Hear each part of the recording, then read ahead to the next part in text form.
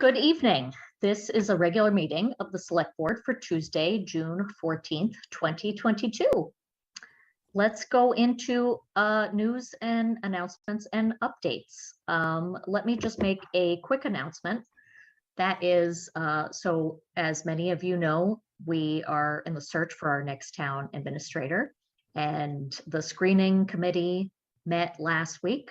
We interviewed 6 candidates, and we will be putting forward 3 candidates to the Select Board. The Select Board will interview those 3 candidates at our July 12th meeting. The Select Board members will get a memo with all of the questions that were asked and the resumes of those candidates. So stay tuned for more information. Bernard, do you have an announcement? Yes, I'm sure other Select Board members will want to speak about this, but I want to let people know that this morning the Select Board was given a tour of the Unified Command Center at the town golf course. You know, the U.S. Open is really creating a lot of anxiety among many people, and it's important to let people know that you know, we have things under control, I think. We also visited the country club that's adjacent to the course. The Unified Command Center is the heart of security for the U.S. Open Golf Tournament at the country club. And Brookline residents should know that despite the huge crowds that will be attending the U.S. Open, steps have been taken by the Brookline Police and other police and security organizations to make sure that visitors and players are safe and comfortable. And this is something that has been very important the last few days, that there are sufficient resources to ensure that medical and other emergencies are taken care of quickly and effectively, despite the huge number of cars on the road and huge crowds at the golf course. And I guess I also want to give a shout out to the Brookline Police Department and our new chief, Ashley Gonzalez. who are presenting a professional and friendly face of Brookline to a worldwide audience. So we should be proud of them, and also proud of the fact that we're pulling off a major worldwide, a world significant sporting event here in Brookline. Great. Any other select board members have news or updates or announcements? I know that we're expecting one from our Director of Public Health. I see John.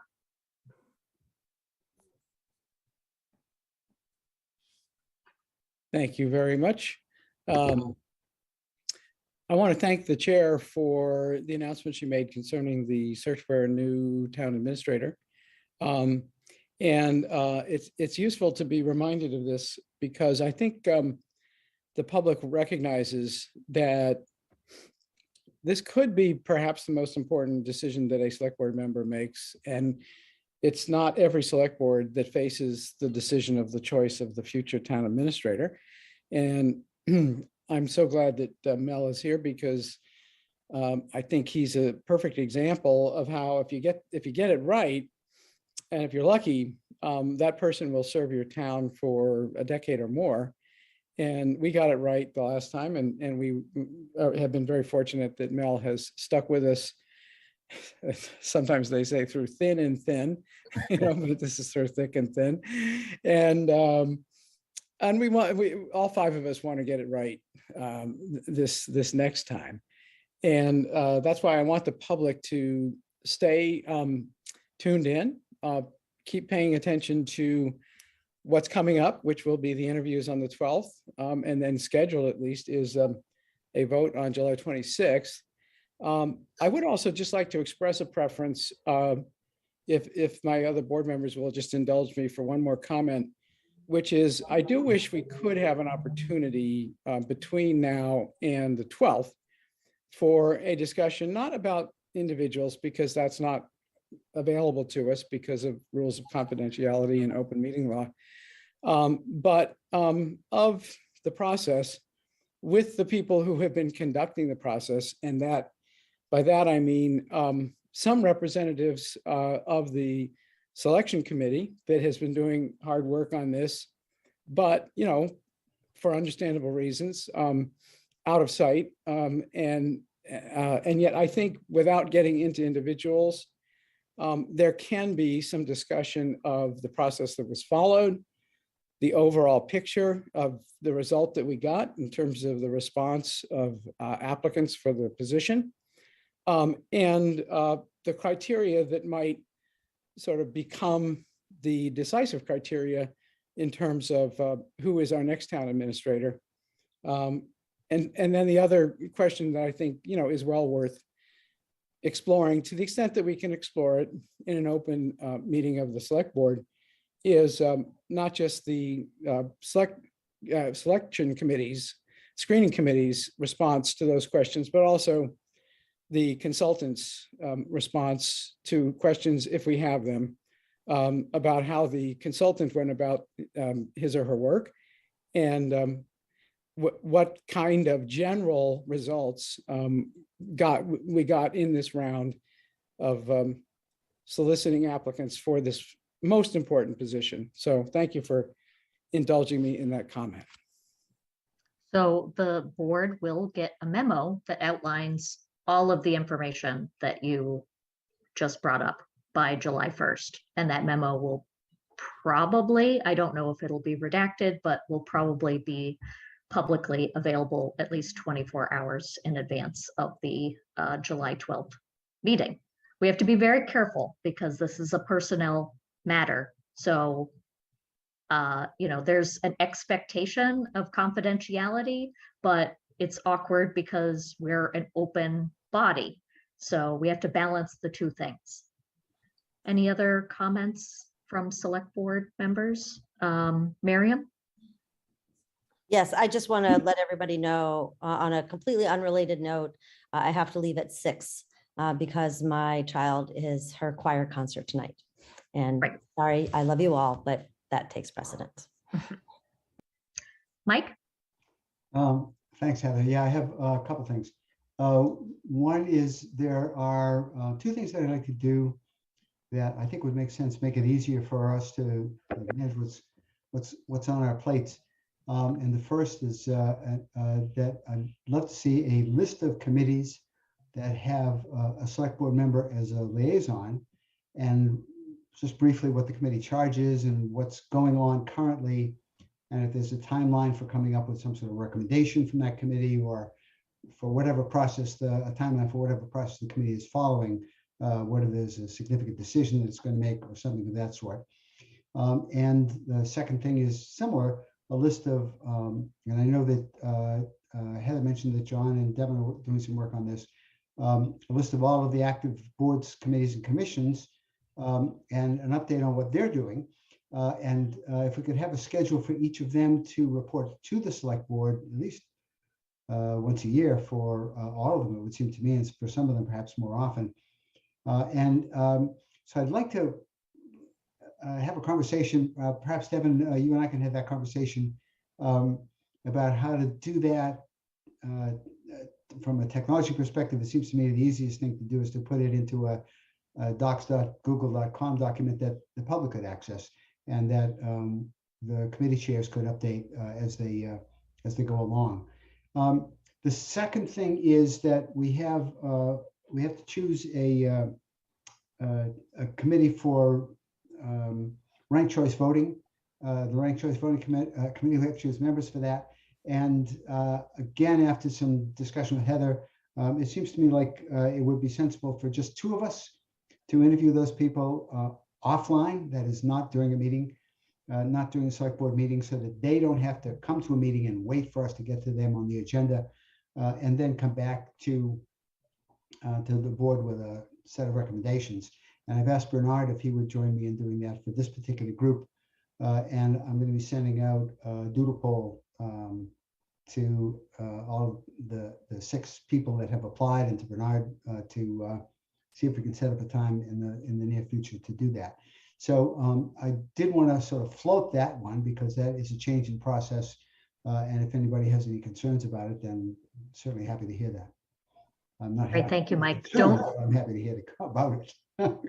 Don't forget to include John Van Scoyac. I know he's been doing a lot of work to review the board and commission vacancies and whatnot. It's the technical side that I want to chat with Devin about. I know that John, I won't leave John out of this, don't worry. Great. Bernard.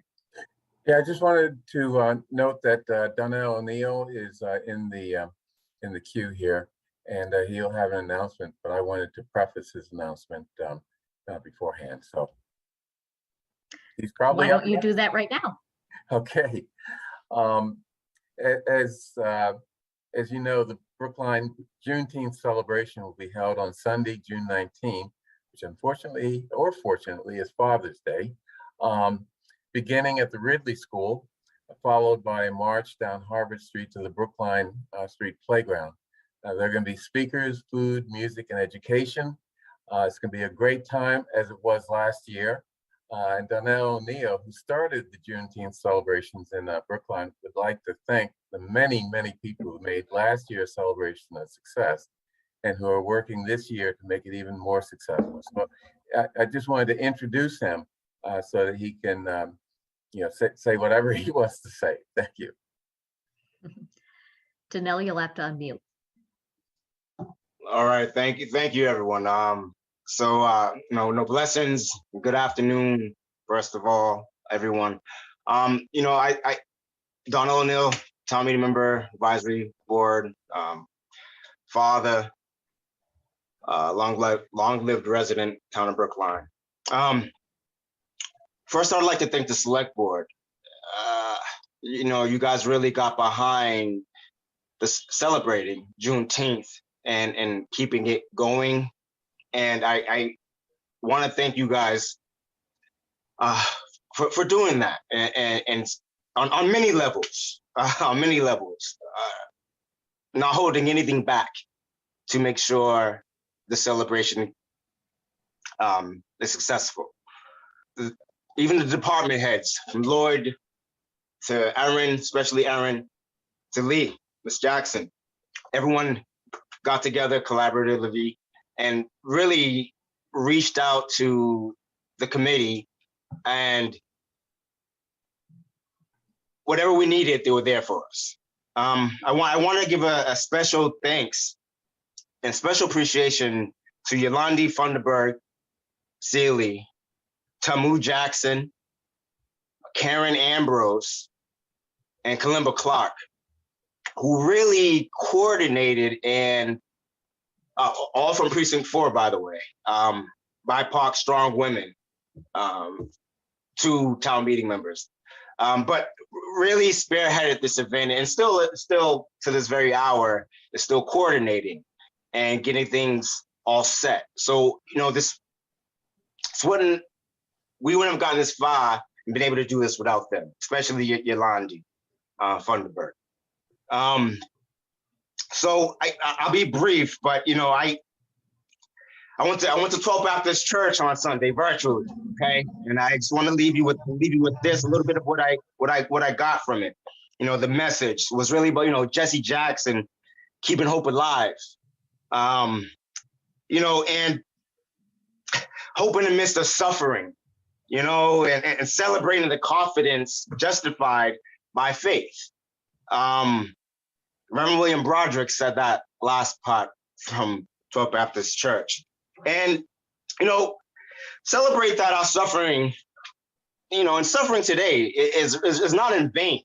You know, that there's light on the other side. There's, you know, just keeping the confidence and having a faith of hope is real, and it's necessary. And, you know, celebrating the know that we shall overcome someday is important. Marching, showing unity is important. So I just wanted to thank everyone from the bottom of my heart for doing this and stepping up and making this happen. You know, I look forward to seeing everyone on Sunday. Stopping by, please eat, enjoy the food. There's a lot of entertainment, food trucks. I missed what Bernard said. I was just coming in. I'm pretty sure he covered it. I would really, really appreciate everyone going to the Florida Relief Refugee School in Coolidge Corner at 10 o'clock and starting that march, because, you know, we still have work to do. We're still working as a town to show that the justification and confidence of faith and hope. I'll leave it at that. And I know you guys don't have that long, but I just wanted to say thank you, and I hope to see everyone on Sunday. God bless. Thank you, Danelle. Bernard? Yeah, let me just add that, you know, the US Open is showing us how big events can be logistical nightmares. This is not a huge event like the US Open, but it's a significant event that can be a logistical nightmare. And without the work of the police and fire departments in particular, in addition to the other departments, this really couldn't happen. Closing streets, directing traffic, and just making sure that everything goes as planned is a big deal. I mean, the US Open is just, you know, 100 times bigger, but it shows us how important it is to have the type of logistical support for any event to make them successful. So Right, and Bernard, I don't mean to cut you off, my brother, but I did speak to Chief Gonzalez today, and you know, it felt good speaking to him and him just embracing the Juneteenth event. So I'm happy he said he will be a part of it. And the resource, Casey Hatchett, okay, you know, and Jen Pastor, people don't give them enough credit. They, you know, and I appreciate them from the bottom of my heart. And I just want, and Aaron, just the work that the department has, especially the police and the fire. I mean, it's been remarkable. All right, I'm sorry to cut you off, Bernard. oh, no problem. John Thank Van Scoyac has his hand up. Yes, thank you very much. Thank you, Danelle. And I promise I will take less than a minute. I did want to read just the concluding paragraphs of the proclamation that the select board voted on a week ago, proclamation, declaring Juneteenth to be celebrated in Brookline. And here are the concluding paragraphs of that proclamation. Whereas on June 19th, 1865, Major General Gordon Granger arrived in Galveston, Texas, and announced the end of both the Civil War and slavery. His announcement reads, quote, "The people of Texas are informed that in accordance with a proclamation from the executive of the United States, all slaves are free. This involves an absolute equality of personal rights and rights of property between former masters and slaves, and the connection heretofore existing between them becomes that between employer and hired labor." And whereas Texas began the celebration of Juneteenth in 1866, and on January 1st, 1980, Juneteenth became an official Texas state holiday. Since then, 45 other states and the District of Columbia have also declared it an official holiday. Massachusetts declared Juneteenth Independence Day on June 19th, 2020. Now, therefore, we, the Brookline Select Board, do hereby proclaim June 19th, 2022 as Juneteenth in Brookline, to be celebrated with a Freedom March and Juneteenth celebration at the Brookline Avenue Playground. Thank you again, Danelle, and all of the committee that are putting together the events coming up on Sunday. Great, thank you so much. Miriam? I work for a historian, so I just have to say that most people, what they don't know is the Emancipation Proclamation was delivered in January of 1863. And it wasn't until June 19th of 1865 that the last group of slaves in Galveston, Texas were freed by the Union Army. So 2.5 years between the Emancipation Proclamation and Juneteenth. And I just think that's a really important historical nugget for us to chew on, frankly. So that's all. Thank you. Amen. Amen. We really do need to get to our regular agenda. Hey, Okay. I'm going to be speaking at the Ridley School, and I'm going to add some additional historical context. So just stay tuned. Great. Okay. Thank you so much for that update, Danelle. Okay, one last announcement. The third community forum for the update of the town's housing production plan will be held virtually on Monday, June 27th at 7 p.m. There will be a discussion of vision and goals for the housing production plan, an overview of community housing needs, and a review of approaches to creating additional affordable and mixed income housing. Visit the housing production plan on the town website for more details, including instructions on how to register for this virtual meeting. I believe that takes us into public comment. John, do you want to read the rules? Happy to do so. Excuse me again for having my mic off. And they were here a minute ago. Here they are. Welcome to the public, and we read these rules every week just so that people will understand the boundaries for this public comment segment. It's an opportunity for us to hear your perspective on the issues in Brookline that matter to you. And here are the rules. Each person speaking tonight is limited to 3 minutes. You don't need to use the entire time, but you may if you like. Please refrain from personal attacks and from addressing personnel issues during your comments. Members of the public sometimes raise questions during public comment. We may be able to provide a quick answer to a question, but are more likely to work with staff to get a more thorough answer and respond over email. We'll let you know when you have 30 seconds remaining, and when your time is up, please conclude your remarks at that time. If you have more to say, you are welcome to send an email to board members expressing your thoughts in greater detail. And Devin, over to you. First person signed up for public comment is Roberta Brucker. You've been promoted to a panelist. You can unmute and your 3 minutes will begin. Thank you. I have been a longtime resident of Brookline. I'm in my 60s and I've lived here most of my life, and I've always been proud of living here. I know I have limited time.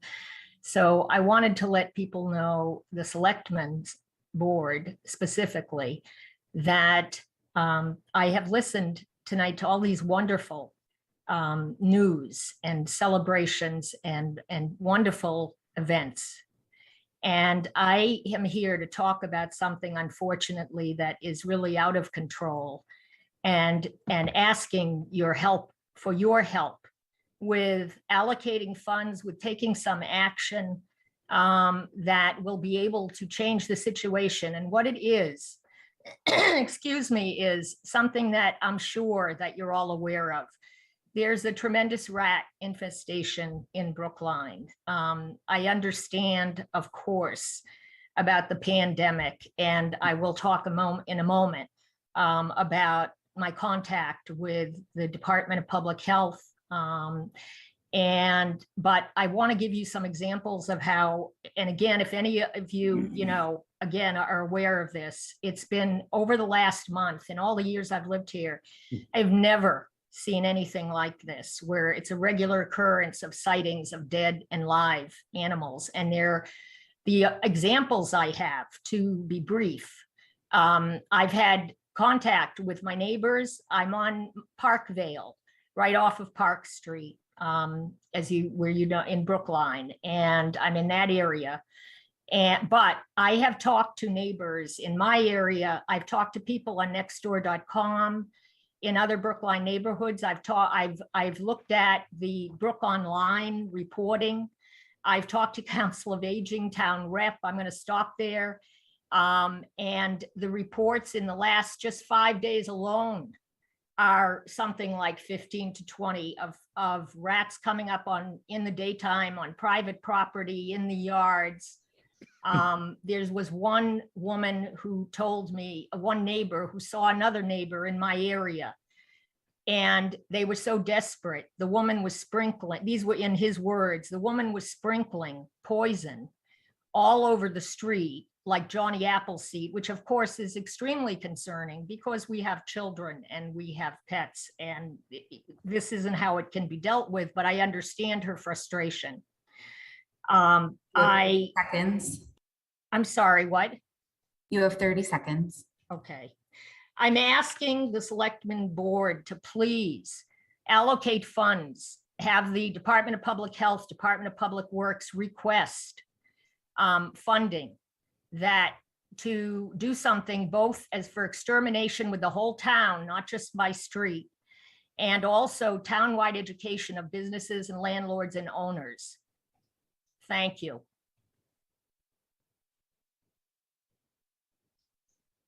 At this time, there are 9 attendees and no one has used the hand raise or Q&A feature to indicate they'd like to make a comment. Okay.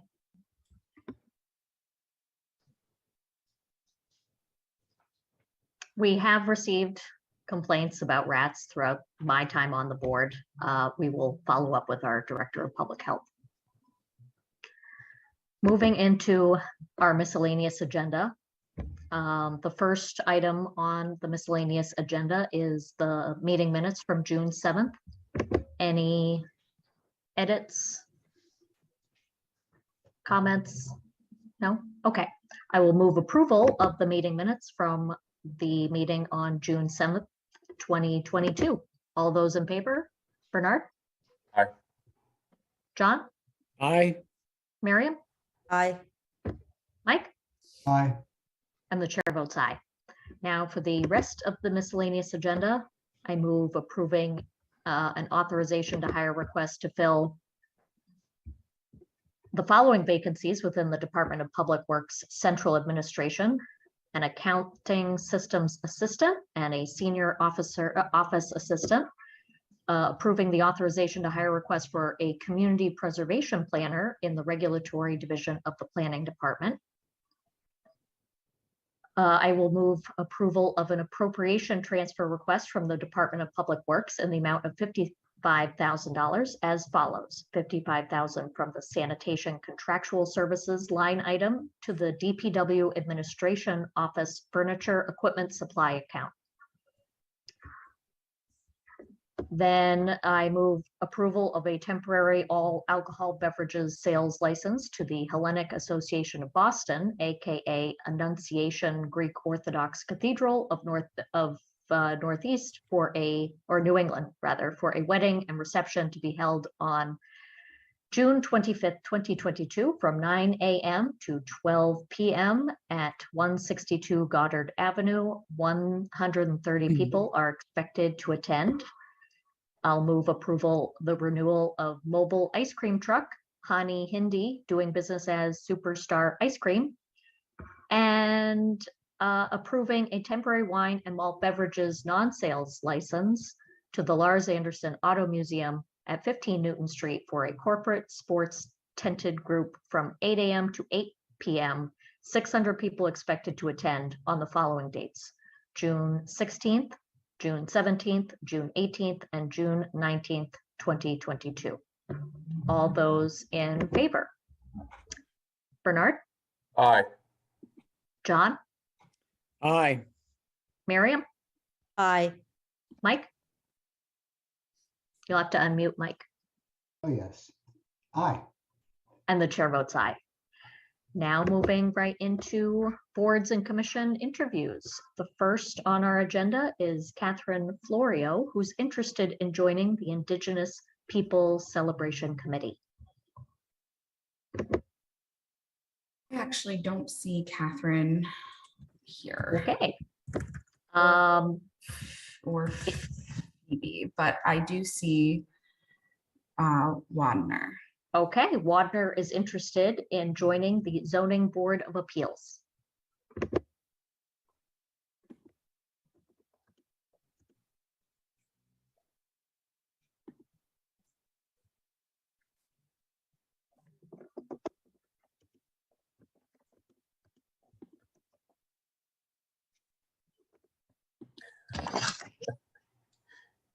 Hello, good afternoon.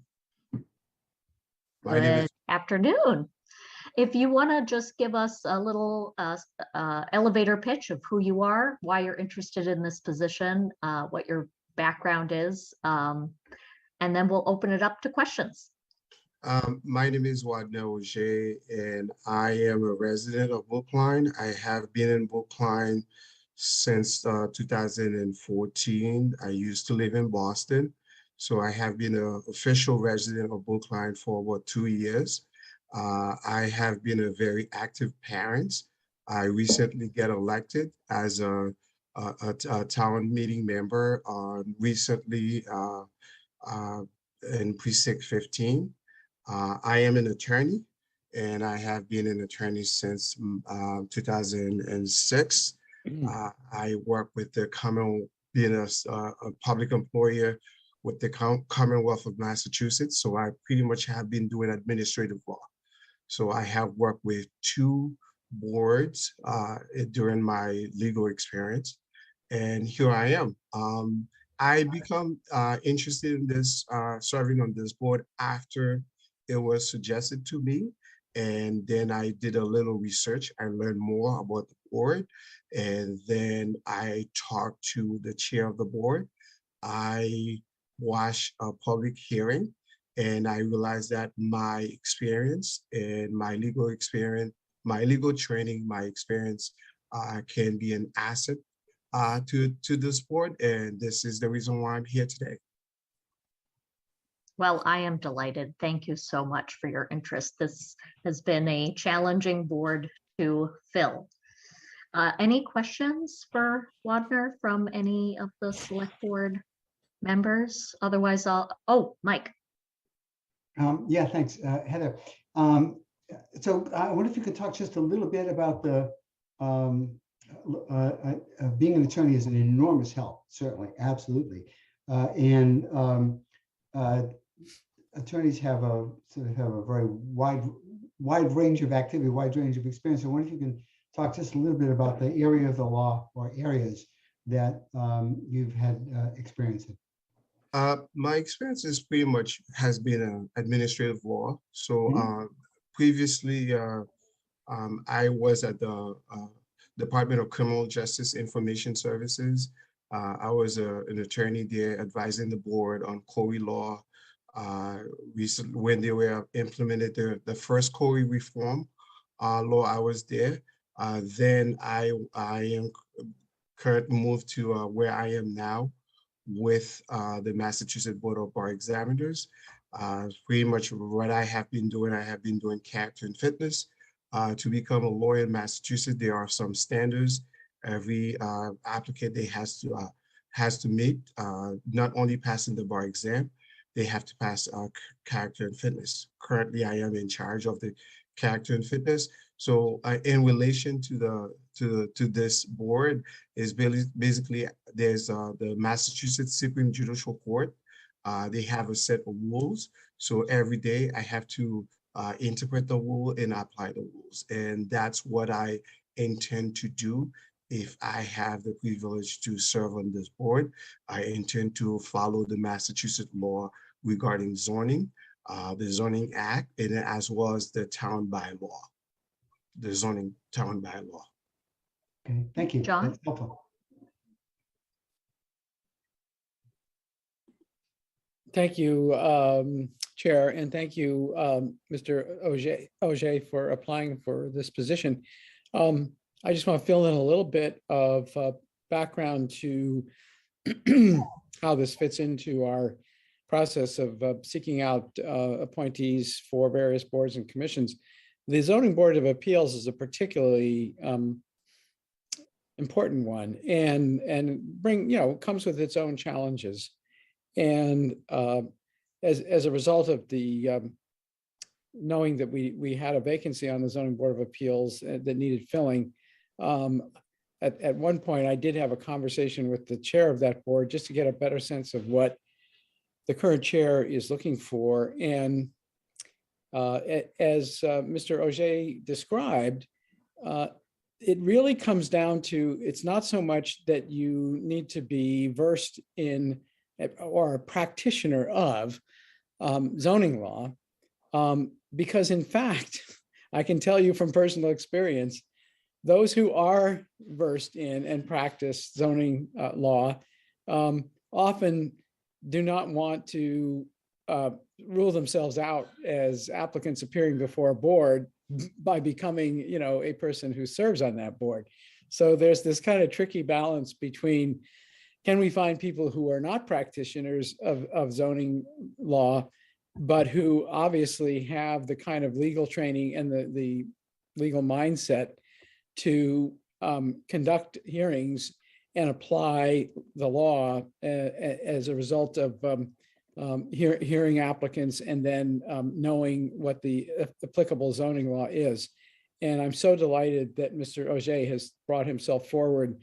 And I'm just sending the word out to folks who have ever wondered, might they serve on the Zoning Board of Appeals in the future if there's another vacancy. I think this interview and the particular qualities that Mr. Auger brings to this are very instructive, and I think might, in fact, encourage others to think of themselves as suitable applicants in the future. Thanks. Miriam? Thank you. Thank you, Mr. Auger. I read your application and I read your resume. First of all, I'm impressed that you went to law school in Vermont. I mean, Vermont's a lovely place, but kind of remote. So, and I'm also impressed that you took a land use course. I think that I would imagine would be very helpful for this board. I'm just wondering what your thoughts are. We have a housing, a very complex housing crunch in Brookline, and obviously zoning plays into that. So I just wonder where you fall in your thinking in terms of affordable housing. I am a supporter of affordable housing, but I see things in a lens of smart growth. I am a big approach of smart growth. If you're building, it has to be create a sense of community. You can't just come in and put a structure there. It has to kind of preserve the character of the neighborhood. You have to have vegetation. You have to look how whether it's closer to public transportation, the infrastructure around the community. All those things, I am a big proponent of smart growth. You have to look at all those things in consideration. Whenever I'm working around, I like looking at structure. So it's something that It's really interests me. Every building that going up in Boston, I usually take the time to work around. And I use my office used to be in John Edward Bull Courthouse. And there are at least 7 buildings that went up around the Fleet Center. All those buildings they built right in front of me from the beginning and up. So I can, see the details, all those things is very important to the neighborhood. And when the last time they had a meeting, and then I observe it, I watch it, how the board, each board member, they asking specific questions, and the questions can actually improve the structure of the building in terms of how it's related to the street, the character of the neighborhood. So this is the approach. If I have the opportunity to serve on this board, this is the approach I intend to follow. I intend to be a voice of reason. Of course, there's the law. You have to follow the law and apply it. At the same time, you have to do it in a way that it's preserved the character of the neighborhood, and then as well as it address the current need for affordable housing. And one of the questions that, based on my observation, it's rapid growth. It's a challenge for Brookline, but at the same time, if we have minded people that we talk to, we sit down and we look at things differently as a plan rather than doing piece by piece. You have a projection how you envision you would like the neighborhood to look, even though it might be one structure, one building going up, but how the features that building going up, what's coming next, how it's gonna be blending with the street, the neighborhood. Thank you. Any other questions? Mr. OJ answered all my questions. I would love to hear, what you were able to find out when you started looking at this board, this board. Have you actually watched some of the hearings? Was there anything that, surprised you? I did. I watched the Ken Street development, and there were a lot of one of the interesting thing that there was initially when they went before the board, and they had to do some work in terms of the structure. They initially planned for more unit to use space, and then they had to go back to bring the building a little bit back, reduce a number of units, and then you can see the difference in terms of how it's blending with the Ken Street, and also the safety, the traffic safety, and then there's the ramp coming up, all those things. And there's initially the building was too close to the street, and then after they make suggestions to the architecture was designing it, and then they went back, they reduced the unit, they kind of trick it a little bit, and then also the different stage from each floor, how it's coming, the level is it's coming up, and then they're pushing each floor a little back, and then so that the first floor with the level of all the houses can be the same level if you look at straight from one angle. It was very interesting, and they still have additional work to do. They said that there were some issues in terms of a bike lane, the bike storage, things like that. They had to go back, and there was some things that the architecture was trying to anticipate what will be blending from the street in terms to make it to get the approval, but we realized that the building wasn't the presence. The little trick they did to the design, kind of the building wasn't really have a real presence. They put different material into a different level, and then they feel that it's the presence of the building is not really stand out. So they have to go back to the drawing board to come in with a different facade. So that was very interesting. I'm glad you found it fascinating.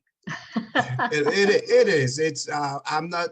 I don't have an engineering background, but I have a sense in my mind how things are supposed to. Give you a good example. I was looking one of buildings coming up on Boylston Street, Hammond Street and Boylston Street, and this is the question that I want to ask the board: why they make the egress the parking egress on Boylston Street, since Boylston Street there's a medium that the traffic, you have to go at the light to turn around.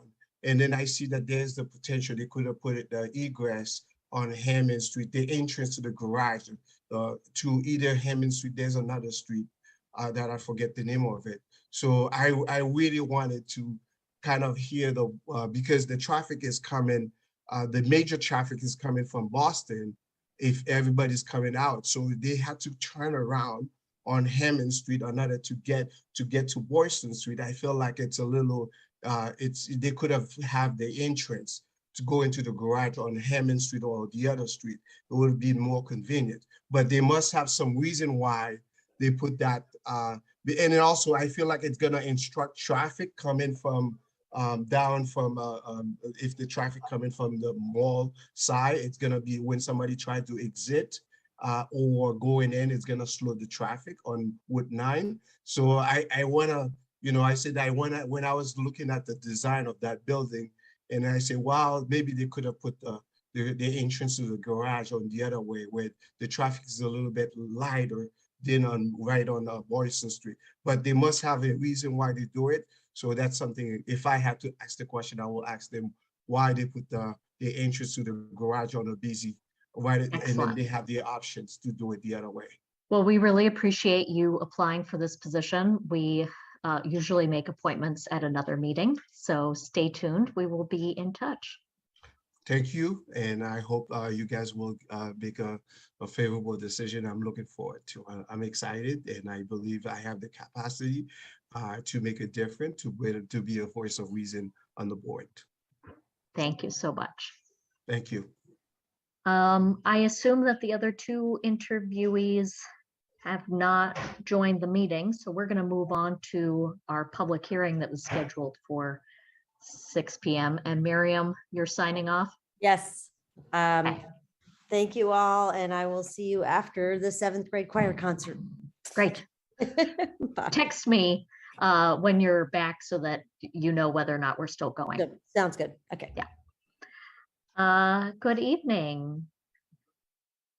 Good evening. My cue to get started, and it looks like I have Jay and Dave here as well. And Kevin, if you could go ahead and allow Dave to share his screen, he can get his presentation up and running just while I'm providing a brief overview. So my name is Erin Chute-Galentine, Commissioner of Public Works in Brookline, and I'm here this evening with Brookline's Water and Sewer Director, Professional Engineer Jay Hersey, and David Fox, who is our local government utility consultant from Raftellus. Dave is an expert in water, stormwater, and sewer utilities and financial management planning. And today we're going to present the proposed water and sewer rates for FY23 for the board's consideration and vote. We brought Dave back. He's worked with Brookline Water and Sewer in the past when the rate structure was last updated. We brought him back to work with us to create a financial management plan for the water and sewer enterprise, help us understand and recover from the significant impacts of COVID. And we're going to talk about that a little bit tonight, and to discuss best practices as it relates to the overall volatility of water consumption in a community and what the town should strive for regarding the reserve fund that has been depleted over the last 3 years to help cover costs and impacts largely due to the pandemic. So at a high level, and for those watching at home, the Brookline Department of Public Works makes a recommendation each year to the Select Board at a public hearing for the proposed water and sewer rates for the upcoming fiscal year. This hearing is held in June each year because the Massachusetts Water Resources Authority, or MWRA, rates and percentage increases for the upcoming year are generally finalized in mid to late spring. The water and sewer director then reviews those rates along with the town's operating expenses and capital projects required to protect, maintain, and operate the infrastructure. We develop a proposal to balance the budget, meet with water and sewer rates task force, and then advertise the hearing 1 month ahead of the meeting date, which is tonight. The Water and Sewer Rates Task Force was created in FY20 to develop a new rate structure with the goal of promoting revenue sufficiency, stability, conservation, and affordability. The committee met 3 times this spring to discuss the water and sewer enterprise, the proposed rate increase, and to discuss the findings and work of Ralph Tellis. And I'd like to thank the committee for their continued review and input.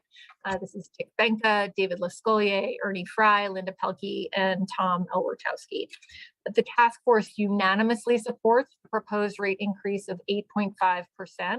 However, they requested that we present for the select board's consideration options to decrease the rate increase for the entire community if ARPA funds were used to support some of the eligible expenses currently borne by the Water and Sewer Fund. So that you can contemplate this during our consultant's presentation, I'll outline for you the following that was discussed by the task force.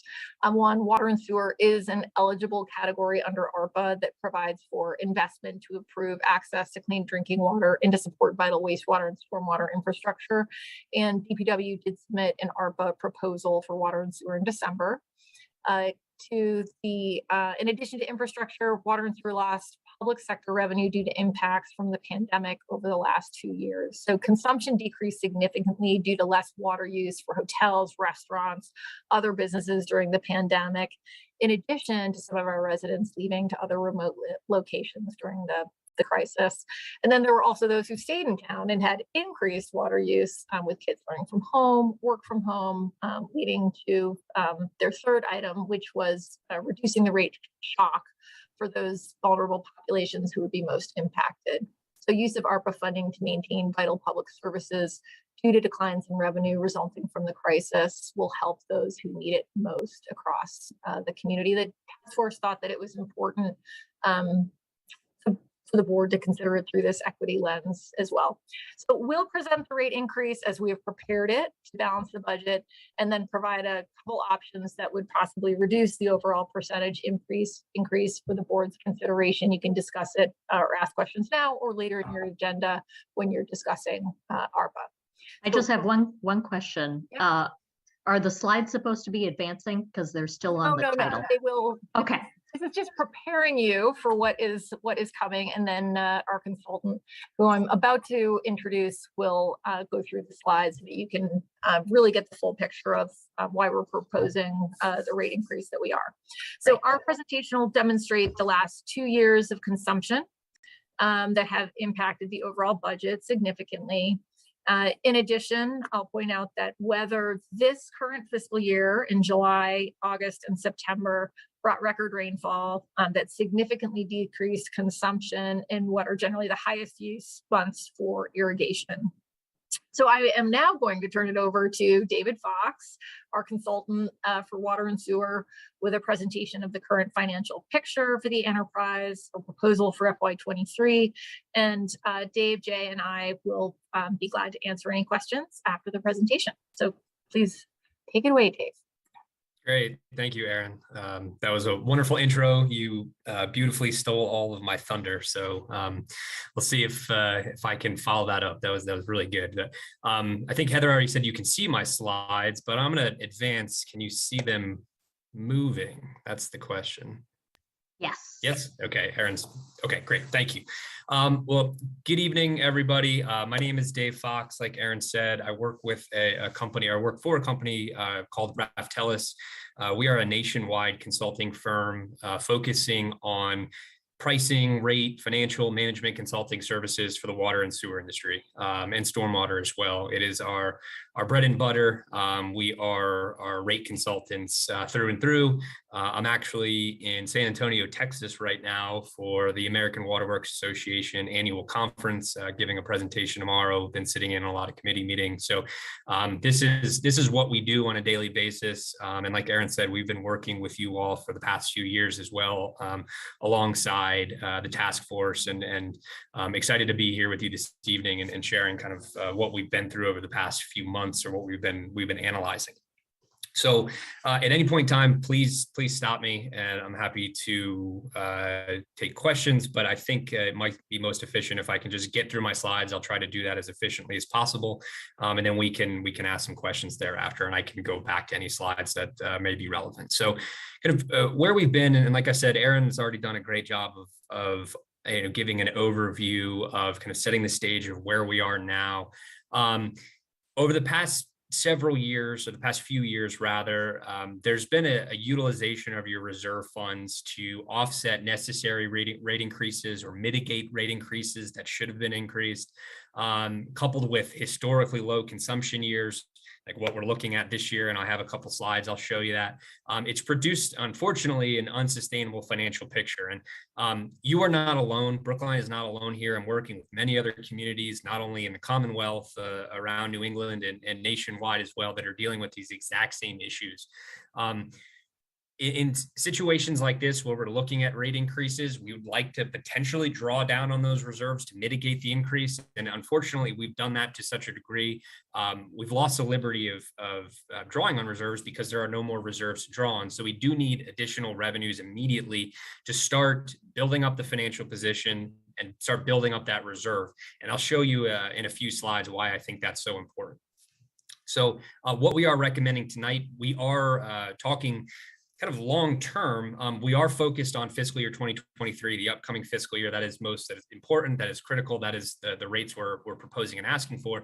But we are going through the process now of starting to look at a longer term financial plan, so we can start planning for the future with the best information we have today, and trying to build a more financially sustainable and viable system for both the water and the sewer funds longer term.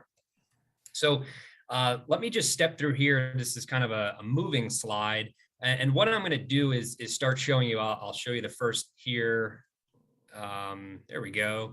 This is going to show you kind of fiscal year annual consumption back from 2017. I'm going to start layering in every year from 2017 through 2020, where we are in the current fiscal year. And I want you to focus most of your attention on these kind of beginning fiscal year months, these summer months, July, August, September, which is where you're going to have most of your irrigation, most of your discretionary usage, that it's going to be really contingent upon weather usage. And as we continue to step through, I know that yellow line is hard to see, I apologize, but I'm going to go two more and get you to 2022 and show you just on record, going back to 2017, how much lower consumption was over these kind of critical months where we typically see that high water consumption for irrigation purposes, car washing, that discretionary usage. We saw the lowest consumption on record going back to 2017, and there's a good reason why that is. Let me just show you a couple more slides. I'm trying to move through this as efficiently as possible. If we kind of aggregate that on an annual basis, if we project where we think we're going to be fiscal year end, in the current fiscal year we're in, 2022, again, we think just because of that historically low beginning period, although the consumption started to normalize some in the latter part of the fiscal year, what we're in right now, that beginning part, there was such a discrepancy and such a decrease that we're showing, or projecting the lowest year-end consumption, again, on record going back to 2017. And here's potentially or partially why that is. I know this is on a calendar year basis, but if you look at July 2021, August 2021, and September 2021, which is the beginning fiscal year of the current fiscal year we're in, look at how much higher the rainfall was than historically. An anomalous amount of rainfall over that period. And again, when you have that rainfall, there's not a need for the irrigation. There's not a need for that outdoor discretionary water usage. And that's why we saw that significant decrease in consumption over that period. And subsequently, because the vast majority of your water and sewer revenues are based on water consumption, they're volumetric revenues. When your consumption decreases, your revenues decrease accordingly. And I'll get into that a little bit more as we get a little bit further in the presentation. So just to, again, to drive this home, fiscal year 2022, the year we're in, historically low year for consumption.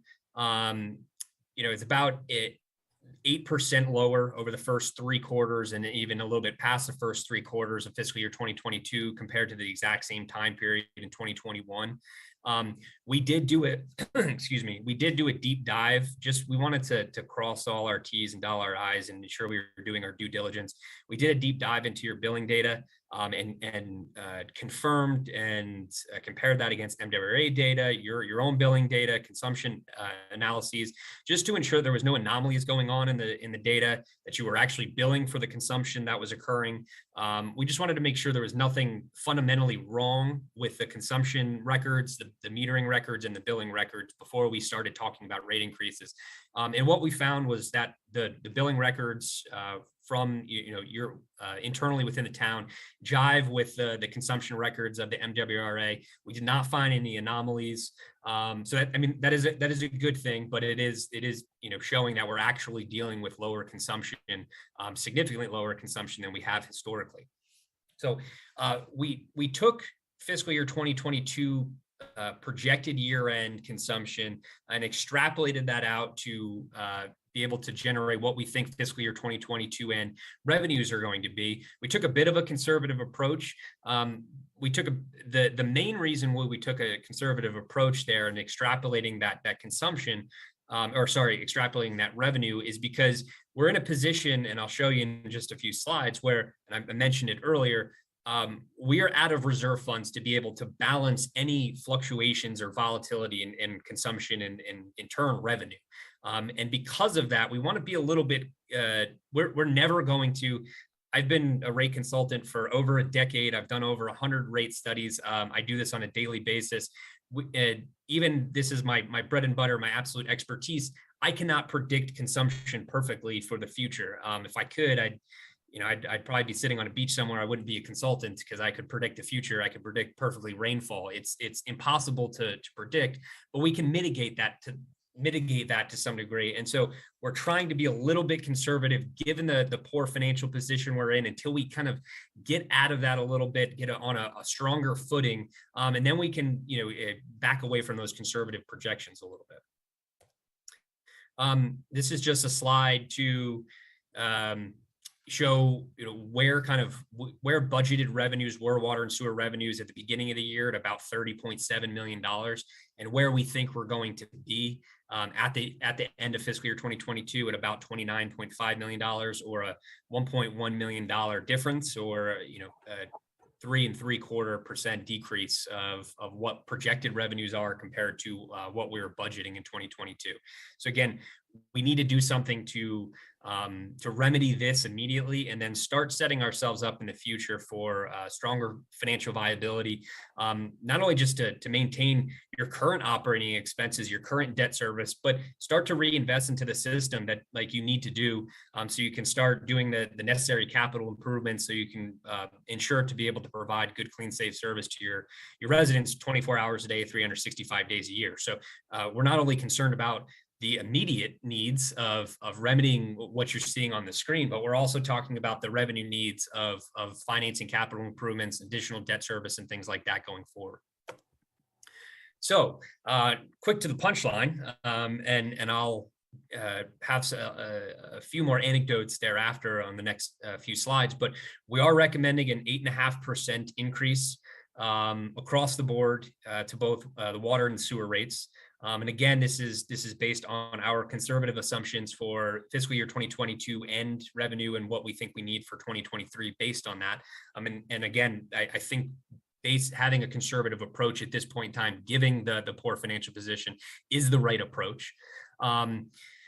This is going to begin the process of putting us on a stronger financial footing, better financial viability, such that when, God forbid, we have another pandemic, or we have a very wet, cool spring and summer and consumption decreases, we're not in a world of hurt and we're not thinking, oh shoot, what are we going to do? Where are these revenues going to come from? How are we going to keep up their operating expenses? How are we not going to have to delay our capital improvements plan? We'll have revenue or reserves sitting there in a fund to be able to weather that proverbial storm, if you will. And this is part of what we're talking about. I know we're really only focusing on fiscal year 2023 tonight, but we're starting to begin the process with Aaron and with Jay of doing a longer, and with the task force as well, of looking at a longer financial plan, a 5 to 10 year plan that's updated on an annual basis. Capital improvements plans are updated, operating expenses are updated, revenues are updated. So, financial plans are living, breathing documents. They should change based on the best information we have and the new information that we have. And just to only look 1 year in advance, I think is a little short-sighted. You can start planning for what's coming. It's not going to be perfect, but it's better to plan with the information we have today rather than not plan at all. So we've already started developing, and we have developed that financial plan. We're going to start fleshing that out a bit more. And I think you as a select board are going to be hearing about this more and more over the coming months as we flesh that financial plan out even further. One key element of kind of balancing the financial plan. Now, financial sufficiency is obviously paramount of ensuring that you have a balanced budget, that your revenues are meeting or exceeding your operating expenses, your debt service, your capital improvements plans, your other non-operating expenses. You have a balanced budget every year. But for all the reasons that I mentioned of kind of being a little conservative and having those funds sitting there, reserve fund level, so that you can weather a storm when that next storm does come, because it is coming.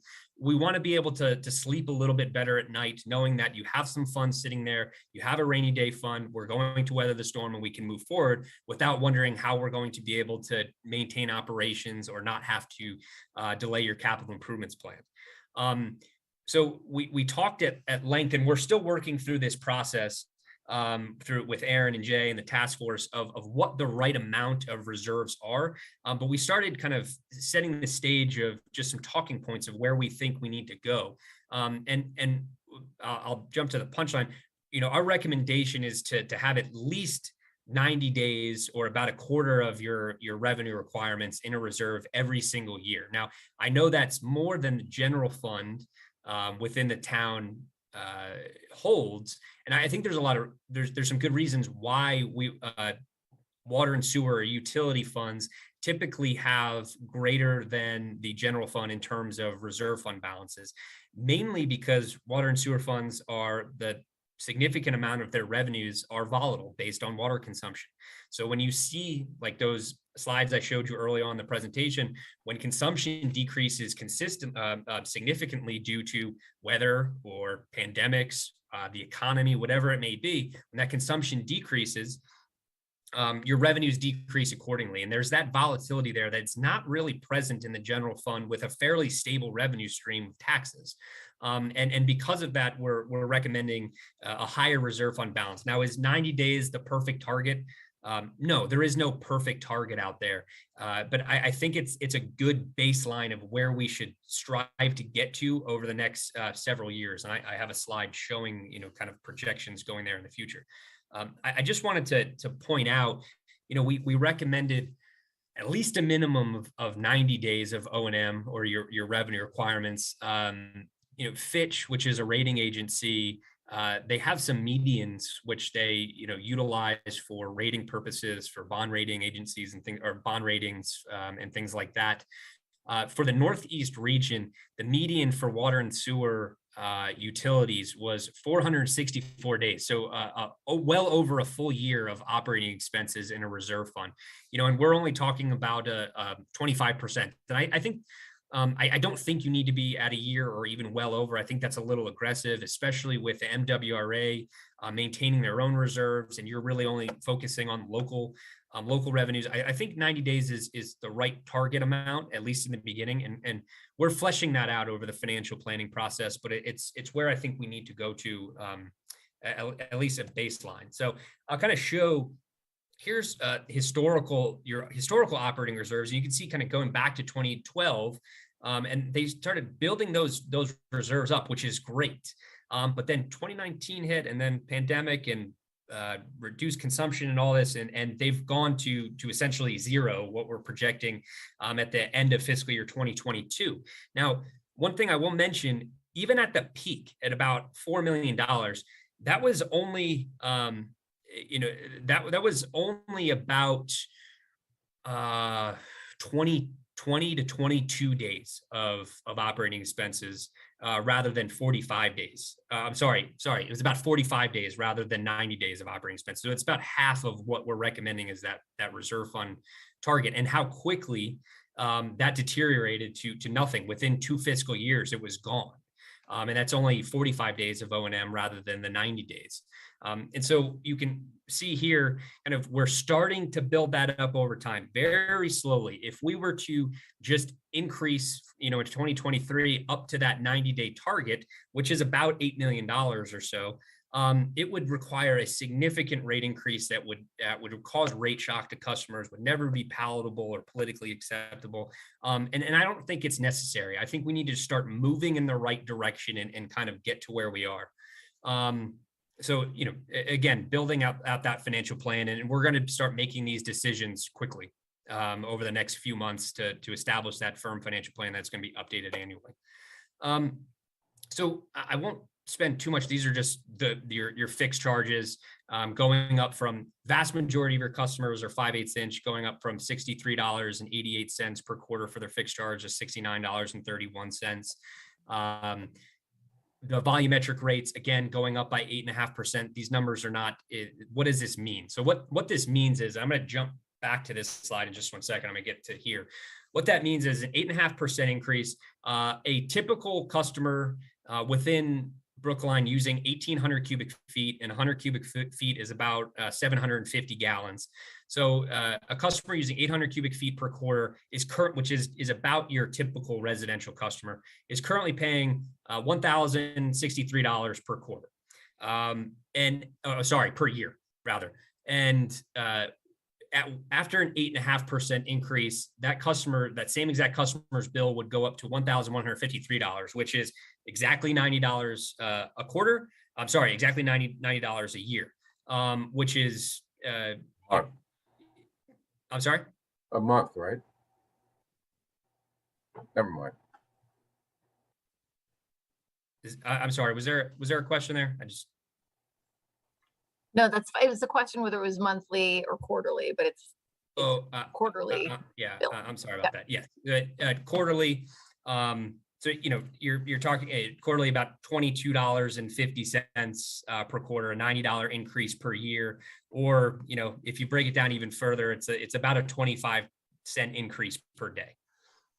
And another thing to mention, and I don't always love doing this, of comparing your bills to other communities, because it really is an apples and oranges comparison. But it is nice to show kind of right in line, right in the middle of these other neighboring communities, which and none of these actually even show an increase that they might have for this upcoming fiscal year. It's all based on their existing rates.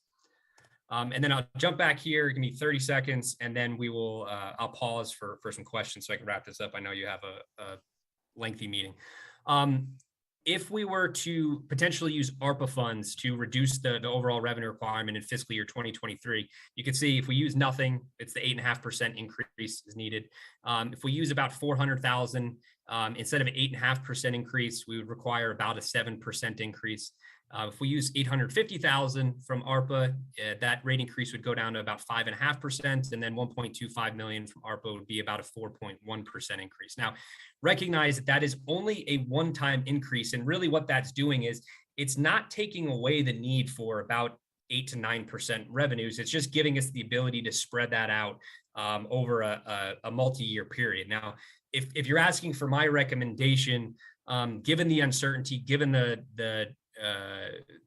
financial issues that are currently present for the water and the sewer funds, I would just recommend an 8.5% increase for the entirety of the year. Start building those reserve funds up, start building a stronger financial base and better financial viability. But again, you are the policymakers, so I wanted to present this to you. But with that being said, that is all I have. And I apologize for being a little long-winded there, but I'll pause for any questions you may have or discussion. Great. Thank you so much. Mel has his hand up. Hey, thanks a lot, Dave. And I have had an opportunity to speak with Aaron and staff, of course, about this, but I wanted to ask a question that has come up that I just was thinking about. So I know a couple of years ago, we had similar problems with variation in consumption and decided to implement a fixed fee or fixed charge for some of the a portion of the expenses so that it would not be prone to these fluctuations. And I don't recall seeing, are you staying with that relative percentage of cost that would be borne by a fixed fee and keep the variable gross amount and then just deal with it as you've suggested? Yeah, great question, Mel. Yeah, but you're still using, so I guess first, Dave, I'd just like to say that this is truly the same rate structure and just an across the board increase of 8.5%. So it is the rate structure that the board voted on and approved.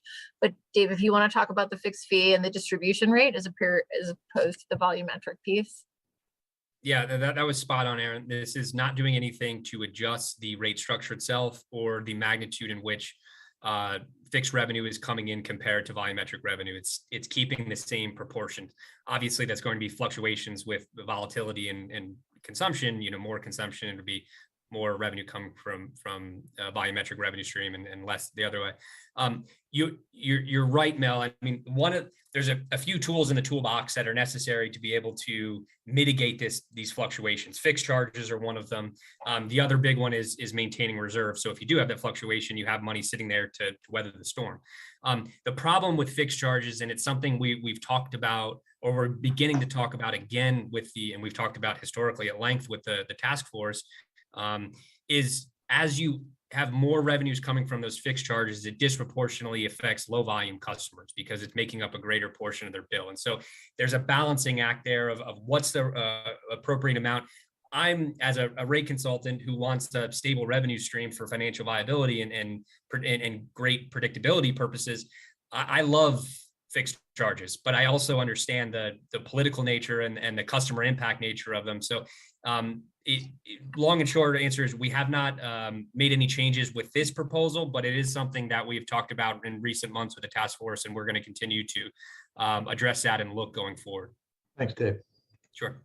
Before I call on others, can you just take us out of presentation mode? Oh, Just yeah, let sure. all speakers get highlighted. We can bring the presentation back up if there are specific questions requiring you reference a slide. Mike. Sure, happy to do that. Yeah, it's an interesting anomaly that, in a sense, we should be encouraging people to water their lawns, and in order to cover the cost of maintaining the infrastructure and the delivery of water, at a time when, on the other hand, we're thinking about conservation and so forth. So it's just, that's one thought. But obviously we have to cover the costs here. If the fund gets up to 25%, is this an enterprise fund where money stays in the fund, or is it possible for the town to draw funds to take money basically out of the piggy bank, as it were, for its own purposes? And you could obviously, if the reserve fund gets up to a certain point, you just stop increasing rates. But then the money nonetheless is tied up in the fund. So my question is what our flexibility is down the road with. I will say the funds for the water and sewer enterprise stay within the water and sewer enterprise. Yeah. However, when this was set up, there is a formula, and a certain amount of money does already go each year to support town support as it relates to the comptroller's office, legal services, human resources. So that the water and sewer enterprise is already providing some base support to general, town services that are supporting the water and sewer enterprise, but some is already transferred, but big picture, it stays within water and sewer. Okay, and I don't want to get into minutia, but what's the flexibility of that allocation? For example, does the town, is there when you're thinking about putting a fine on, or sorry, not a fine, but a permit fee on, you have to conform to the state rule that says that you shouldn't be charging any more for the permit than it costs you basically to administer the permit. Is that the same situation with those charges?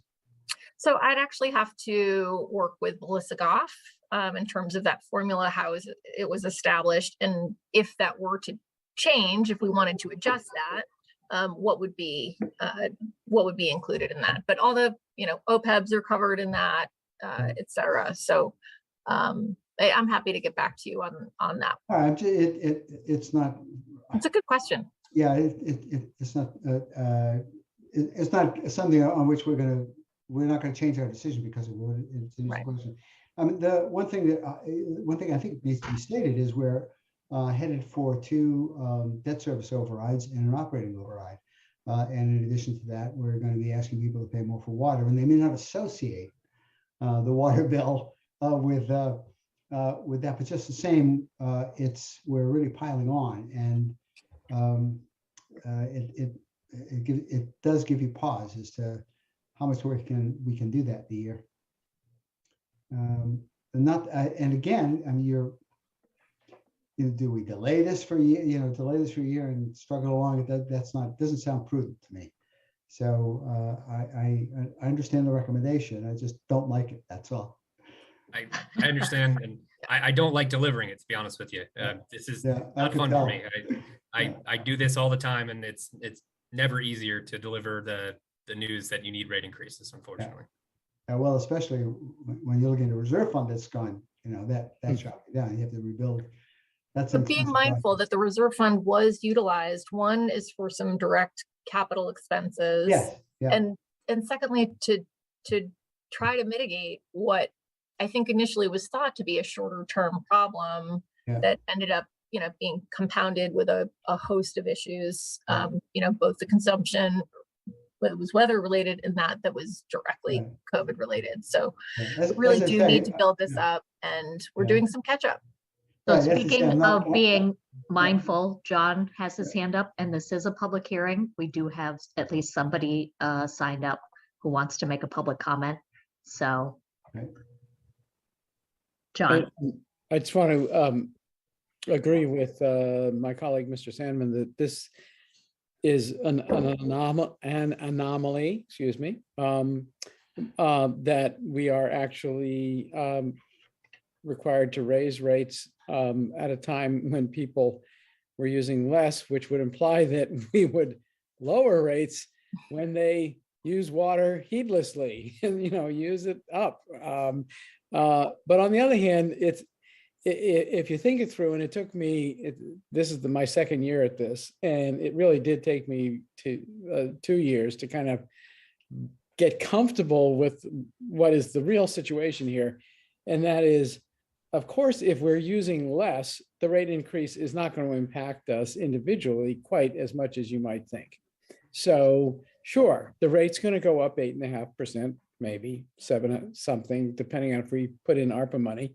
But if I'm using less, in our household, there's less of a charge. It's a higher rate, but the two things work together, and it's not as onerous an impact as one might think. So let's keep that in mind, and let's keep in mind too, no one should get the message from this that water conservation is a bad thing, because gosh, it's making our water bills go up that we're not using as much water. Well, no, water conservation is always going to be a good thing if we can practice it, and it's going to save the individual on their water bill, and it's good for the environment to basically not waste water. It's an unbelievably precious resource that unfortunately is in short supply in many, many, many parts of the world. So I just hope nobody gets the wrong message from any of this. And lastly, I want to sort of put myself on record as just saying, I do think we should put some ARPA money into this. Why? Because, first of all, because one of the purposes that was defined under ARPA is to address the needs of water and sewer systems. And secondly, because I think in the future, we're going to have to, whether it's through ARPA or through other sources outside of our own revenue streams, we're going to need help with ongoing maintenance of the water and sewer systems. Because if the cost of maintaining them goes up faster than 2.5% a year, our revenue stream isn't going to cover it. And we need to be getting more help in future years as well. And I think we should take some help from ARPA in this current year. Thank you, John. Bernard? Yeah, just very briefly, I want to sort of echo John's comment about the ARPA funds, and just remind people that we are in a inflationary period in this country, and people aren't always rational about how inflation affects them specifically. But we want to make sure that we're telling our residents that we recognize that reality. And we're trying to do whatever we can do, small as it may be, though it may be, to help to mitigate the impact of inflation. Unfortunately, we have to, show people that we're trying, even though it may not be a huge impact. So, my only comment. Okay, let's go to public comment. All right, did you open the public hearing? Yes, I did. The first person signed up for comment is David Lascoye. David, you've been promoted to a panelist. You can unmute and share your video if you're comfortable, and your 3 minutes will begin.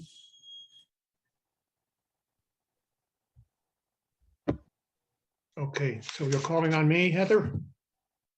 It's David. That I am. Okay, I'm David Lascoye, town meeting member, precinct 11, an original petitioner along with Ernie Fry of the Water and Sewer Hearing Bylaw, and a member of the task force that we've been hearing about. And I'm speaking on my own behalf. But before I get into water and sewer on, I put my Community Preservation Act hat on and say I'm so excited that tonight the board has voted to launch the process of hiring a community preservation planner. Thank you. Okay, back to water and sewer. Let me begin by stating that because the water and sewer reserve is depleted, I understand that the town must increase the rate base this year for a one-time substantial increase in order to, over time, restore the reserve and ensure future year rate stability. There are many moving parts to managing the water and sewer enterprise: rate stability, conservation, affordability, equity, ease of administration, and solvency. But rate stability is a priority. For rate stability, there are basically two useful control knobs or levers, as David Fox mentioned. The first stability lever is ensuring that the cost of delivery is being adequately recovered.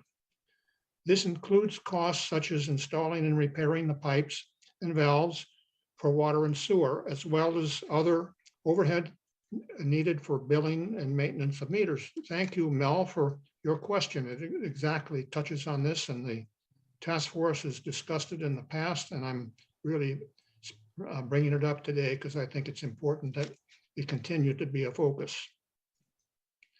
The delivery cost is charged to each customer before the first drop leaves the customer's tap. It's a charge that customers pay in order just because they're connected to the system.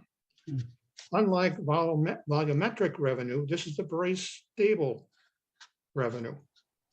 For many years, the delivery cost revenue had been running around 9%. A few years ago, Raftellus performed a very in-depth analysis of the water and sewer enterprise finances. You have 30 and seconds. recommended that the delivery revenue from meter charge be increased to 15%. However, jumping to 15%, as David Fox mentioned, in a single step would have been very disruptive. Therefore, the charge was incremented to 12% with a target of 15%. Due to COVID, the delivery revenue share remains at 12%. The second stability control knob is the maintenance of the financial reserve, as we've been discussing. In recent years, the reserve was running around 8 to 10%, as we saw on the charts that David presented. That represents a 1-year cushion. This year, Raftellus is recommending an 8.5% increase based on the aim of building a 3-month, 90-day reserve of around 24% of yearly revenue. Of note, this 3-month, 90-day reserve recommendation depends solely on the second of the two control knobs.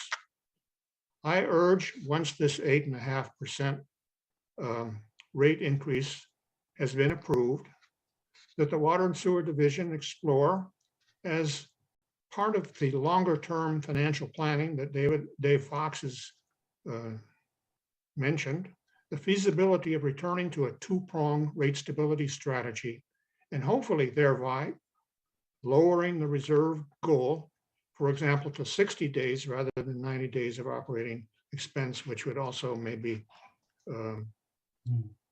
mean that we would be able to hold down a little bit on the increases in future years. We'll see. Thank you very much. Those are my comments. The next person signed up for comment is Dick Benka. You've been promoted to a panelist. You can unmute and your 3 minutes will begin. Thank you very much. I actually was not planning to comment. Dick Benka, a member of the task force and town meeting member from precinct 14. I just want to correct what I think I heard Dave Fox say at the end of his presentation when he suggested that he recommended an 8.5% increase in order to build reserves after the discussion of the potential of using ARPA. It would seem to me that whether the revenues come in the coming fiscal year from an 8.5% increase or from ARPA funds, the revenues will still be there and can be used to build reserves. It doesn't really make any difference in terms of the ability to build our reserves, what the source of those revenues is. As the task force looked at this, the calculation that we did was that every $50,000 in ARPA funds would amount to about a 0.17% reduction in the necessary increase. So if you got $500,000 in ARPA funds, you'd have a 1.7% decrease in the necessary increase to get you to that 8.5%, a net of 6.8%. If you used $1 million of ARPA funds, you'd be down to about a 5.1% increase as opposed to the 8.5%. And if I'm wrong, Dave, you can correct me, but I think those are the way the numbers shake out. So with $1 million of ARPA funds, you'd be looking at a 5.1%, roughly a 5% increase as opposed to an 8.5% increase. The base would slightly go down, so the increases in future years to continue the buildup toward the 90-day reserve would slightly increase. What we had talked about, and I don't think this was mentioned in the presentation, was an 8.5% increase in the coming fiscal year in order to get us past this period where the reserves have been virtually completely dissipated, and then a 3.5% increase in future years, assuming that the projections hold. So there would be this larger increase this year and then smaller increases in coming years. And I think, to my mind, and I think to the mind of many in the task force, this was a perfect time for the use of ARPA funds to mitigate the impact of this very large reserve, very large increase in year one. You have 30 to deal seconds. with the crisis in terms of the dissipation of the reserves. And then we would have smaller rate increases in future years. And I would ask Dave to correct me if I'm wrong on those numbers. Thank you. Can I respond to that now? Unless somebody else wants to jump in. No, please. At this time, there are 11 attendees and no one has used the hand raise or Q&A feature to indicate they'd like to make a comment. So Dave, if you want to respond quickly, and then Erin just tried to raise her hand.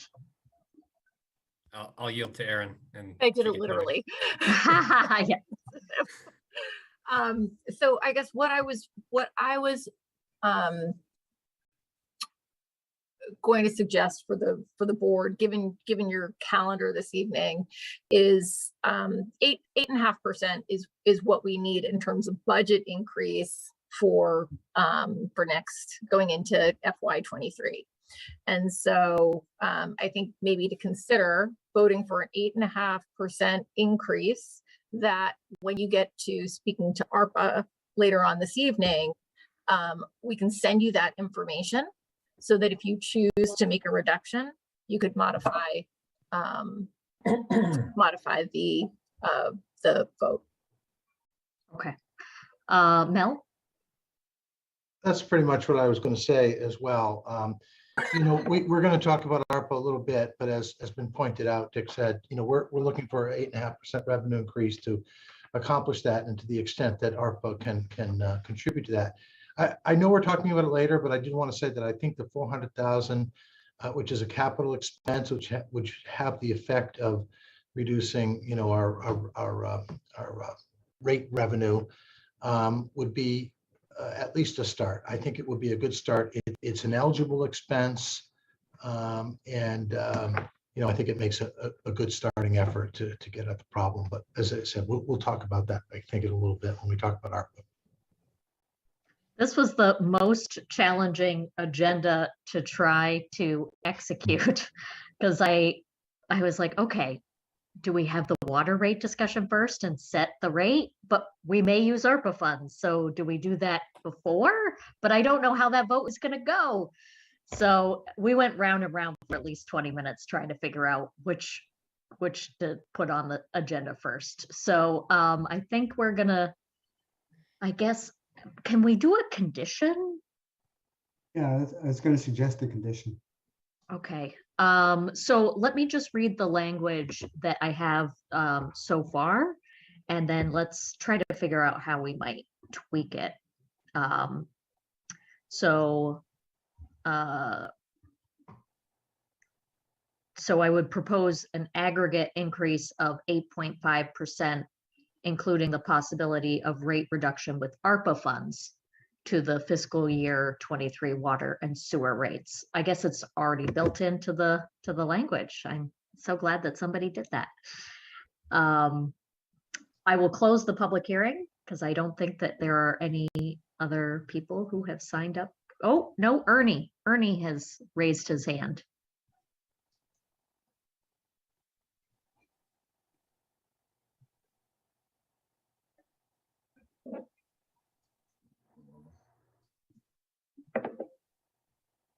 Hi, Ernie. You've been promoted to a panelist. You can unmute and share your video if you're comfortable, and your 3 minutes will begin.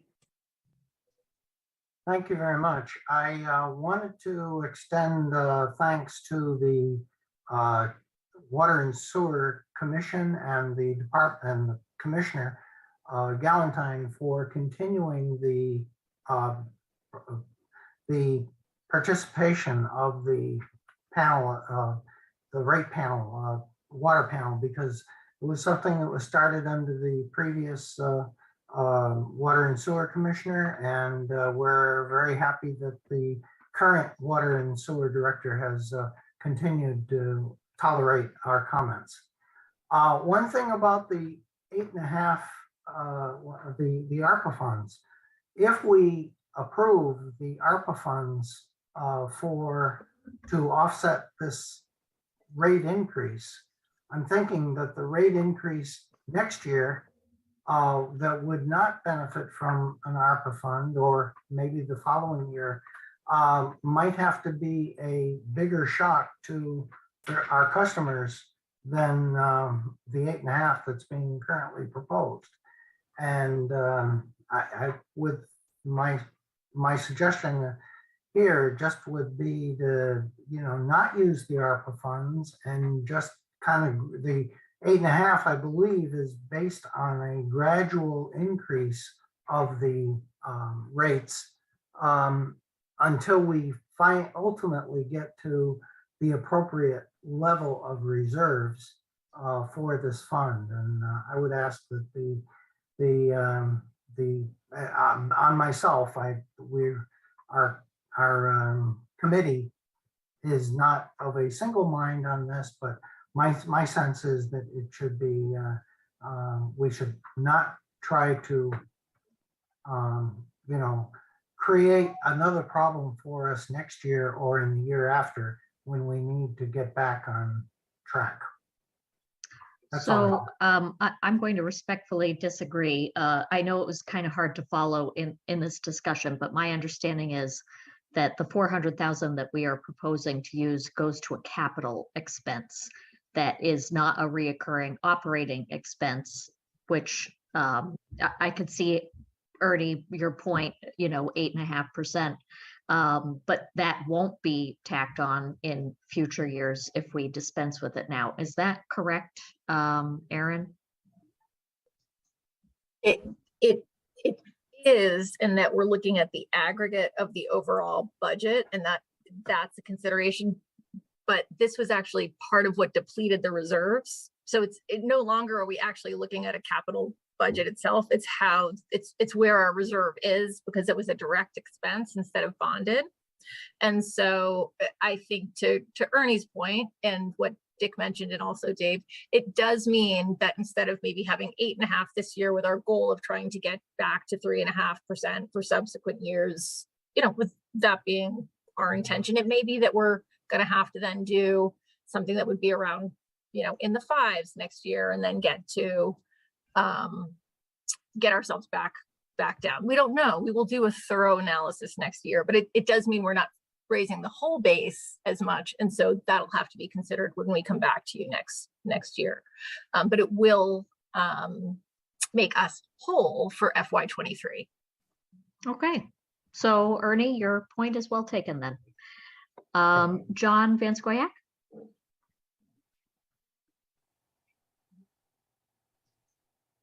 You have to unmute. With apologies for just now remembering that I had promised to ask a question of Commissioner Galantine, and I didn't do it yet, but here it is. Has the department ever considered the possibility as a policy matter of not including irrigation systems in any future, landscaping and other types of water dependent uses in the future? I will say that the town the Parks and Open Space Division in its projects has significantly reduced installation of irrigation, really only to areas that absolutely need it in order to survive and serve their function. So reduction of irrigation, planting areas that require irrigation is absolutely part of those considerations. But for example, athletic fields will fail without irrigation. So it certainly is something that is looked at with every design review. Yeah, thank you very much for the answer. And just in case people think that this question is an idle one, I think those who ask it have in mind changes in landscaping materials, towards more drought tolerant, less water needy, materials that might not need an irrigation system to survive. And I'm sure that's the purpose behind the question. Thank you for your answer. Yep. Thank you.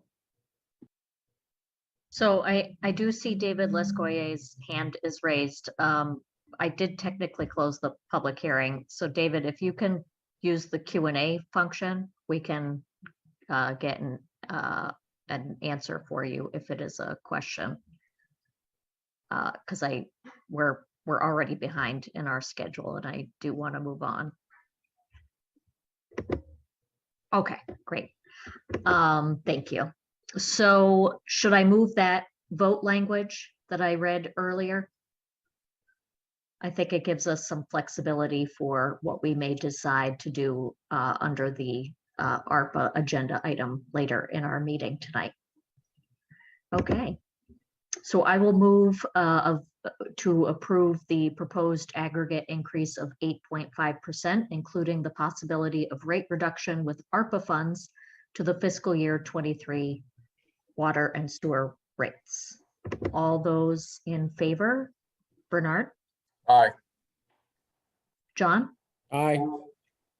Mike? Reluctant aye. And the chair votes aye. Thank you very much. Thank you. Have a good evening. Have a good night. My pleasure. Thanks, everybody. So we have a couple of other public hearings. A grant of location is next.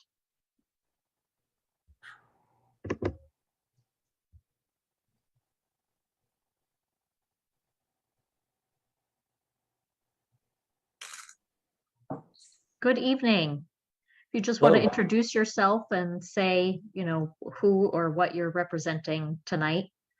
Sure. Hi, my name is Jake Uretsky. I'm with Riverhawk Environmental. We're an environmental consulting group, and we've been doing some work at 610 Brookline Ave. We were involved in removing an underground storage tank system beginning in mid-February. And that part of the project's complete, but as part of our post-remediation monitoring activities, we want to make sure that there was no groundwater impact down gradient from the property, because we did find a little bit of evidence of some oil leakage, and we just want to do our due diligence. And at this point, you know, it's part of our plan with the Mass DEP. So I'm here to talk with you guys about whether or not we can install 3 monitoring wells to monitor the groundwater and just make sure that there isn't any contamination. Well, that sounds like a very good plan to me, but let's hear from the public. This is a public hearing. Any select board members want to ask questions before we see if there are members of the public who wish to speak? Mel. Hi, Jake. Mel Hi. Clark, I'm the town administrator, and I didn't have as much time to prepare for this particular item as I probably should, so I'm going to ask a couple of questions if I could. So whose property is this? Who owns this property? Is this a municipally owned property? Where we will install the wells is, yes. But it's I believe the contamination that you're evaluating is a private property? That's correct. It's Brookline Coal and Ice. Brookline Coal and Ice. Thank you Yeah. very much.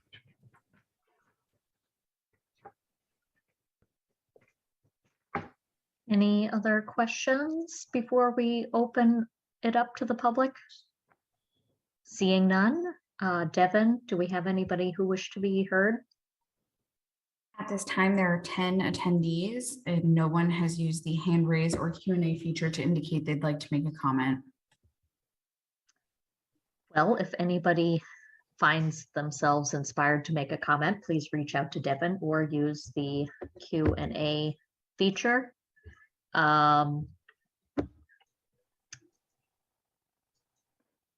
Any other comments from the presenter or select board member? I can close the public hearing.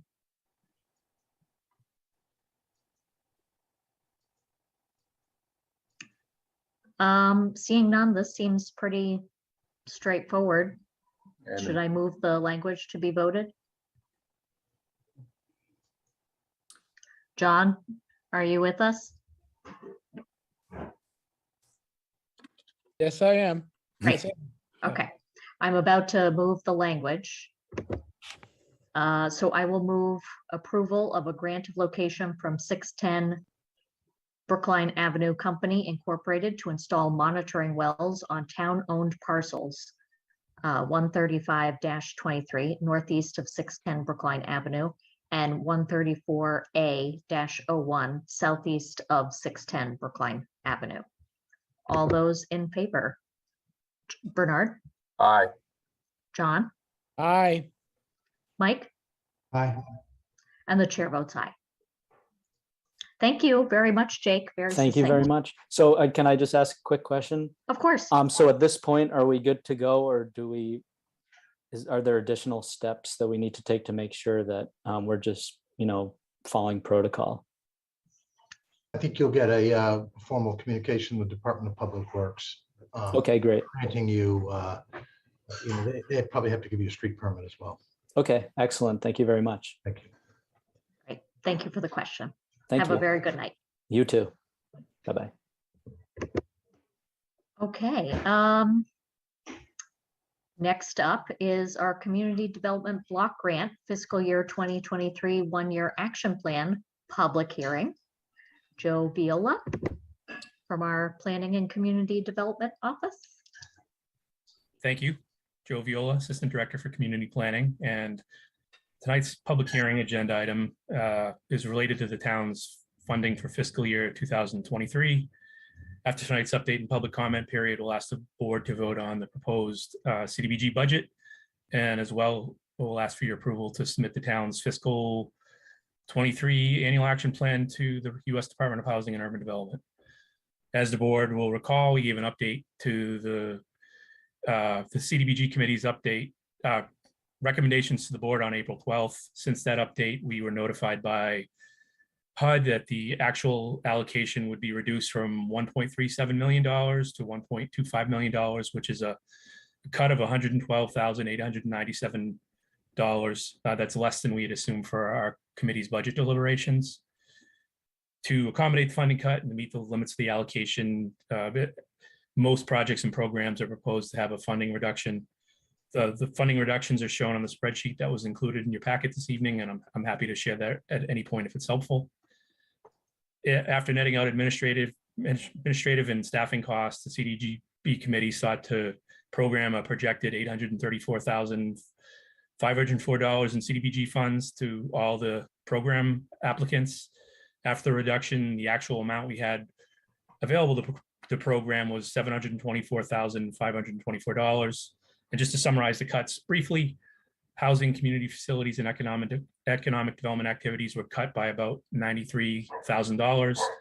And public services, which are capped at 15% of the CDBG allocation, were cut by $16,935.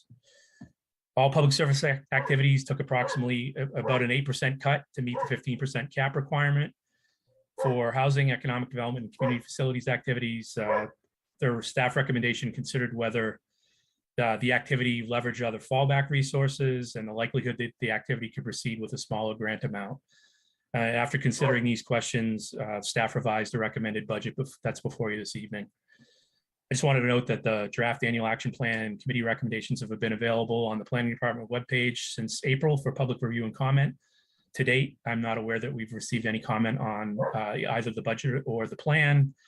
More recently, we notified the public about tonight's hearing, and just to let them know that there's one more opportunity for comment.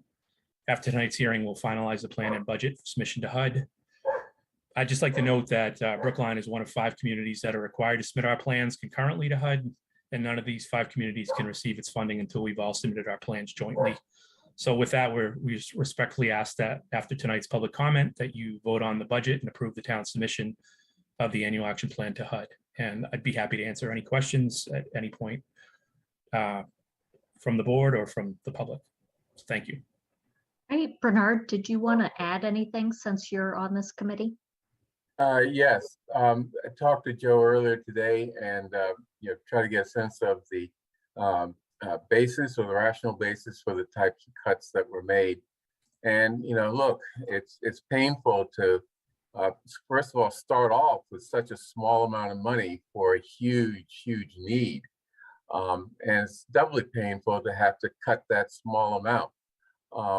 But that's where we are, and we're still providing some very important funds for incredibly important projects. And let me just mention one to sort of illustrate how broad the CDB money is being used.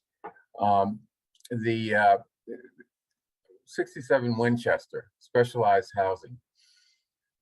This is not affordable housing. This is not, some of the other things that we fund here in town. This is housing for developmentally disabled individuals who are living together in a condominium, and the money that they are seeking would provide a room for someone to live in the house and assist with their needs. I mention that because that's a very important segment of our population that needs assistance. We sometimes don't know about them. We sometimes don't pay attention to them.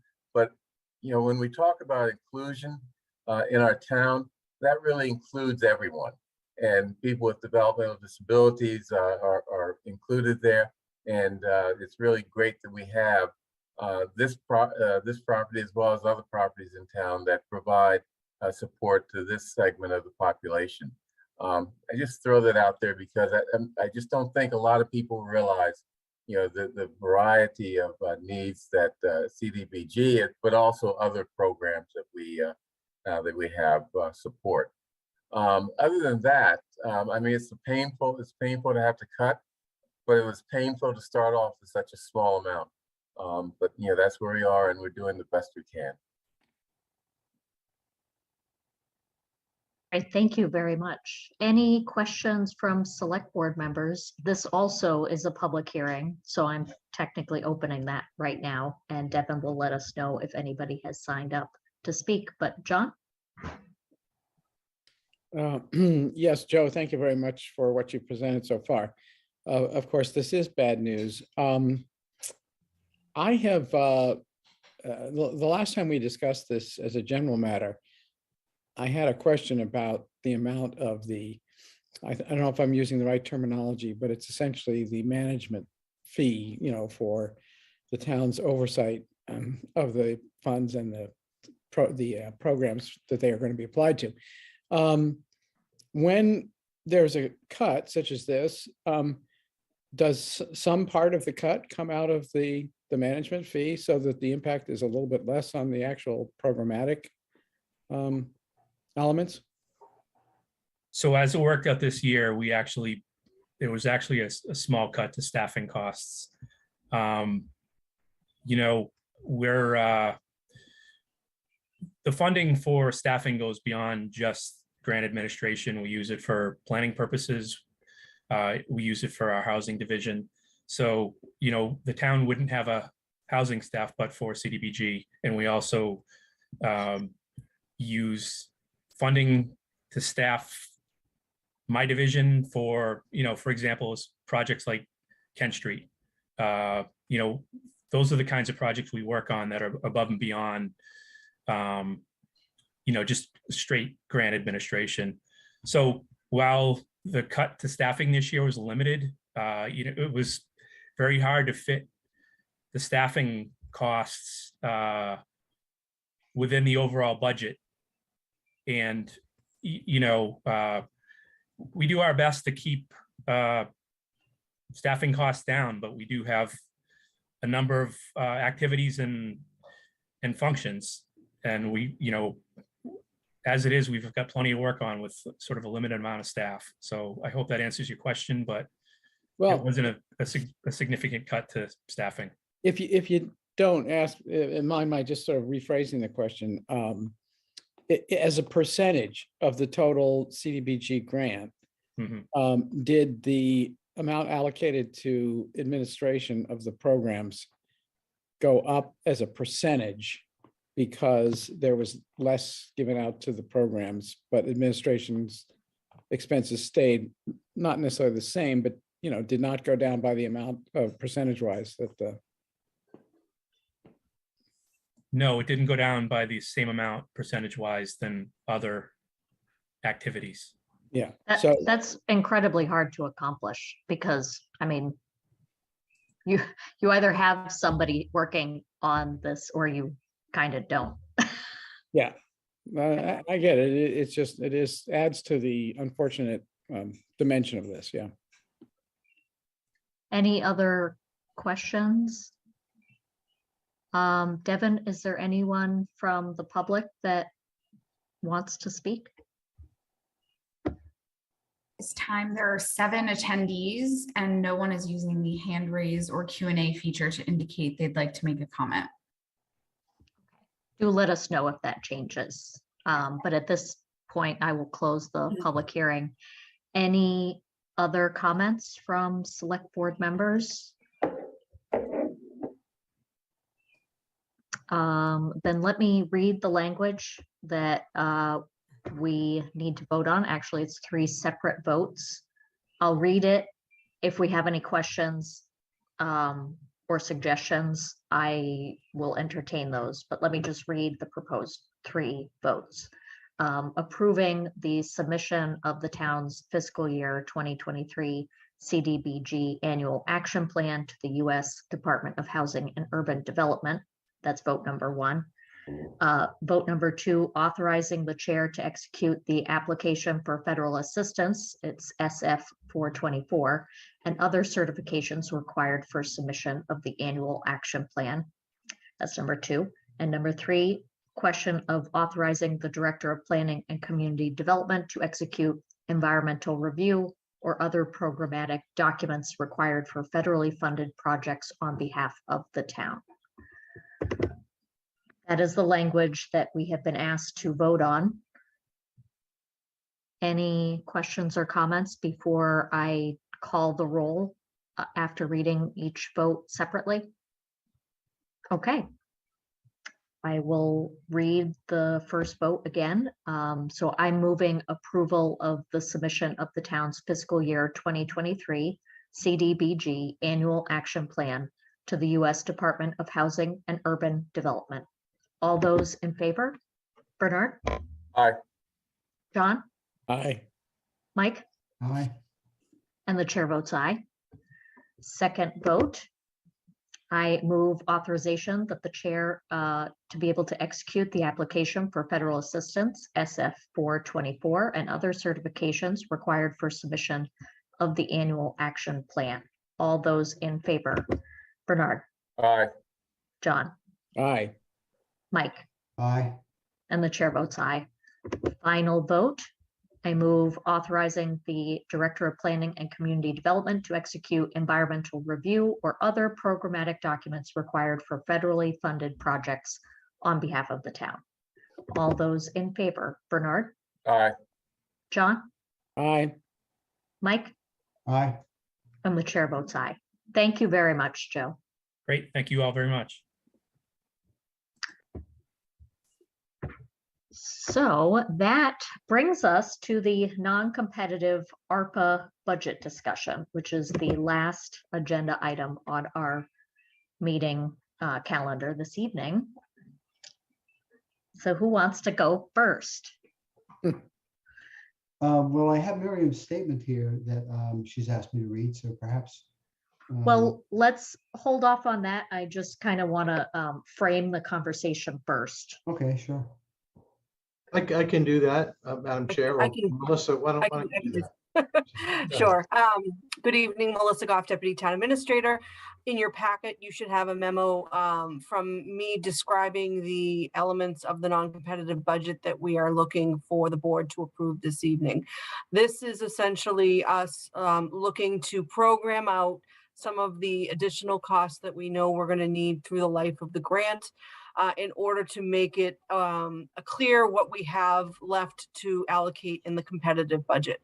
So we have a lot of administrative type of grant funding needs in terms of language access, oversight of the grants, auditing, and then we are still continuing a discussion on premium pay. That's a little bit more complicated, and there are a handful of communities that have agreements, and we're still examining those agreements and trying to determine the best program for us. So what you have in front of you is a budget of a little over $2 million. And the details are found in the packet that describe exactly what those items are for, and we are here for any questions. And Mike, if I can toss it over to you if you want to go next. Okay, Heather? Yes, Mike, why don't you read Miriam's statement? Okay, this is a couple of pages, so I'll go through it as in a way that you can hopefully understand it without speeding up too much. This is from Miriam. My apologies for not being here in person. My daughter has her 7th grade choir concert, and I hear it's not to be missed.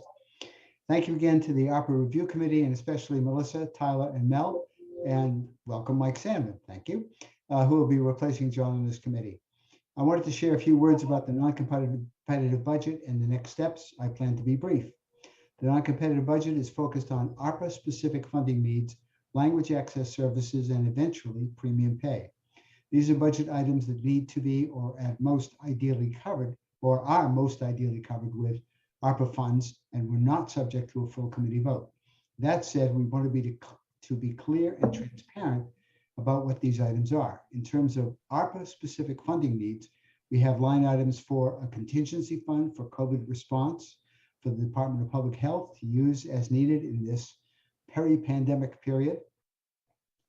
Remote access and safe in-person access is dictated again by the peri-pandemic period. So programs such as OpenGov for the grant process, greeters to ensure public building safety, Zoom government, and DocuSign. And finally, we have line items for required grant execution and compliance positions. We also, excuse me, took the opportunity to create a line item for language services. This gap was highlighted during the fall 2021 town meeting, and this line item is meant to address this important need for the town. Finally, premium pay. This is a work in progress. Currently, the team is evaluating agreements from other towns and cities and determining how Brookline would roll out premium pay. There are some complex rules about who can qualify, and we want to make sure we remain compliant. You can expect to hear from us again with a recommendation once we've ironed out these details. Last, I want to talk about the timeline. The ARPA Review Committee met last month to debrief, and we would still love to hear from the community as to how you think the process went and where things can be improved. And so please email us at arpareview@brooklinema.gov. And I'm going to put that into the chat there. Now I have to reopen this. There we go. We had a productive discussion, which you can view online, and we'll be making some adjustments for the next round. When is the next round, you might ask? Not until late 2022 and early 2023. We plan to use the rest of this year to roll out the $23 million we just awarded, make sure the projects are on track, and adjust the submission and review process based on feedback. One thing we learned is that we as a committee need more lead time to read and discuss proposals. So we will build that into a calendar and we'll post it publicly as soon as we have it. The committee was very proud of our commitment to transparency and will continue to hold public meetings and share full access to the process as it moves forward. For the next several months, the finance team will be working on getting the currently promised funds out the door and into the hands of the awardees. And she apologizes again to be here, she can't be here to answer questions, but the rest of the team can share our thinking and explain any of our decisions. And that's it. Great, thank you. I'm very grateful that she outlined all of the items that are contained in this proposal. Bernard?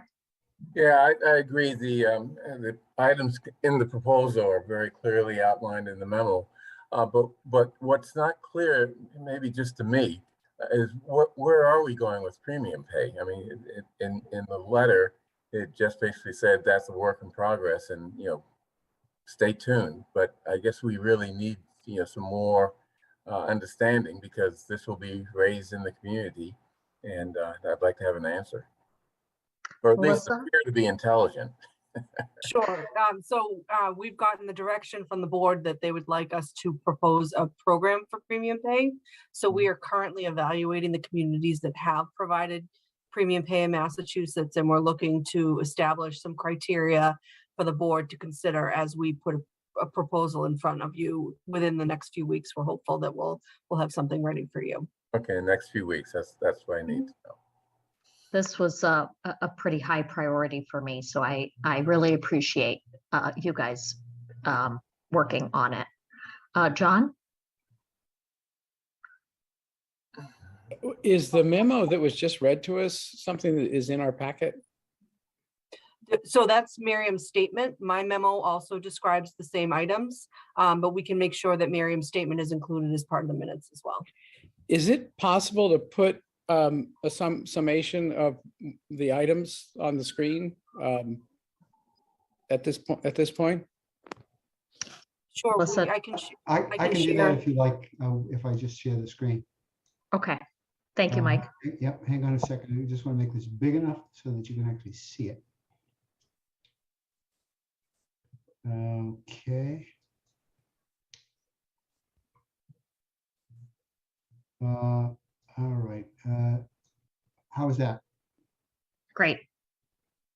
It'd be great if it was bigger, but well, let's see if I can. There you go. I'll give you one more squiggle there. Okay, great. So and that's the total that we see at the bottom of the column to the right. Yes. Yeah.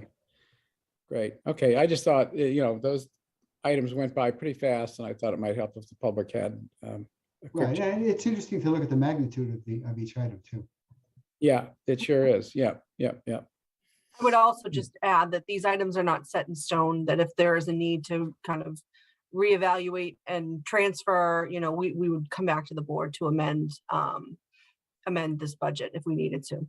Right. Great. But there's one thing in here that I mean, there's probably more than one thing in here that is worth noting because it's something that will persist after the ARPA funds are gone.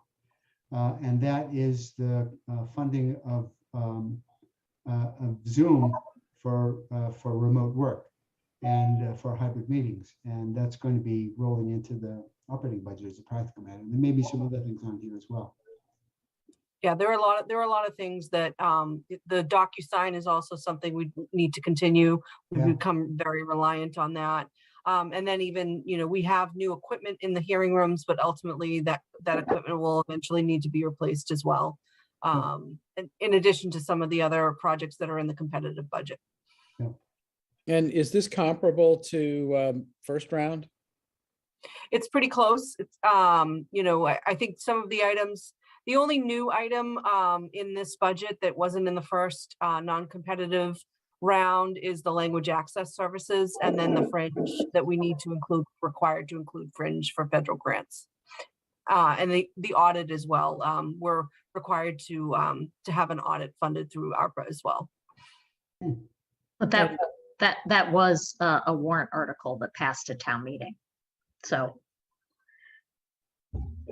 And just to bring things full circle from our water rate discussion, if we do decide subsequent to this meeting to apply some ARPA money, would that be considered part of the non-competitive ARPA budget? So it would really be up to the board to decide whether or not that you were ready to do it now, or whether or not you wanted to wait till round two.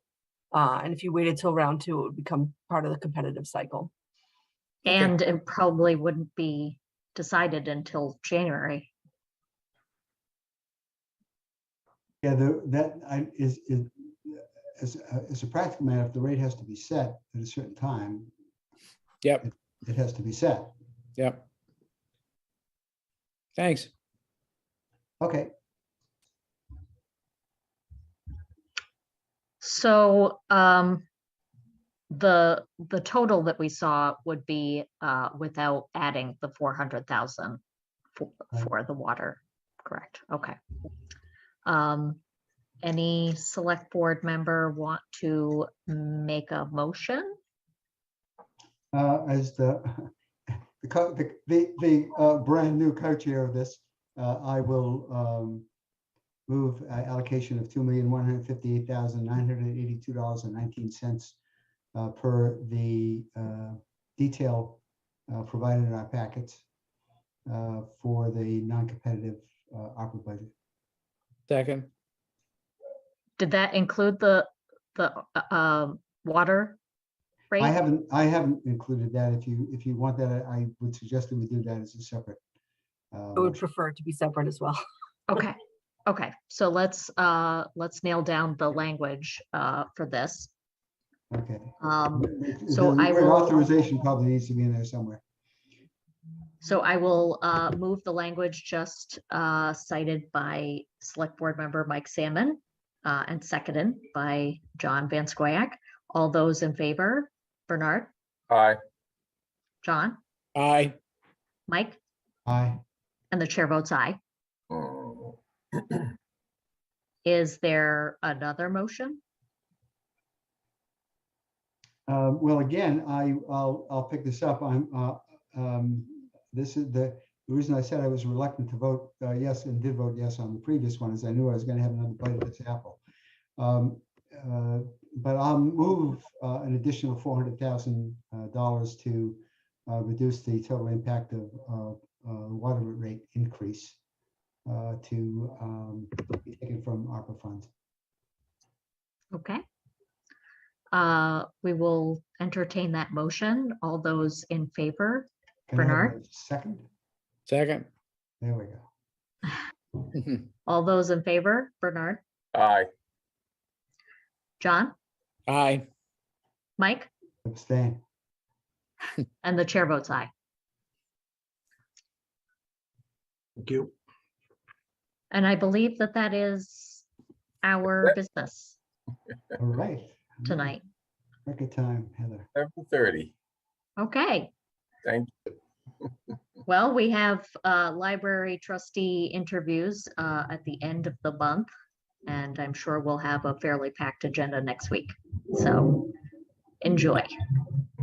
Can I just add before we disappear, a request that we preserve the Q&A text, just because Richard Benka from CTONS had a couple of, I think, worthy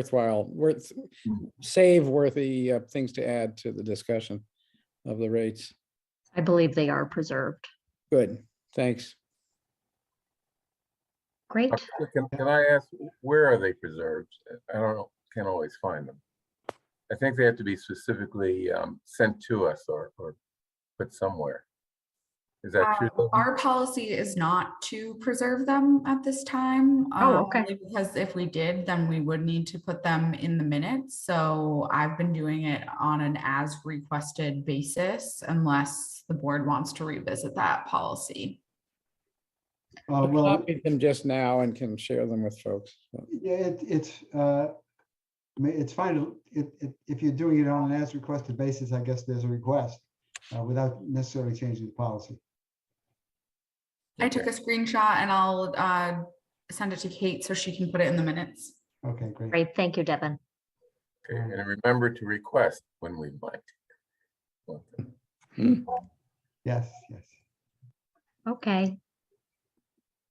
Good to see you. See you same time next week. Same time next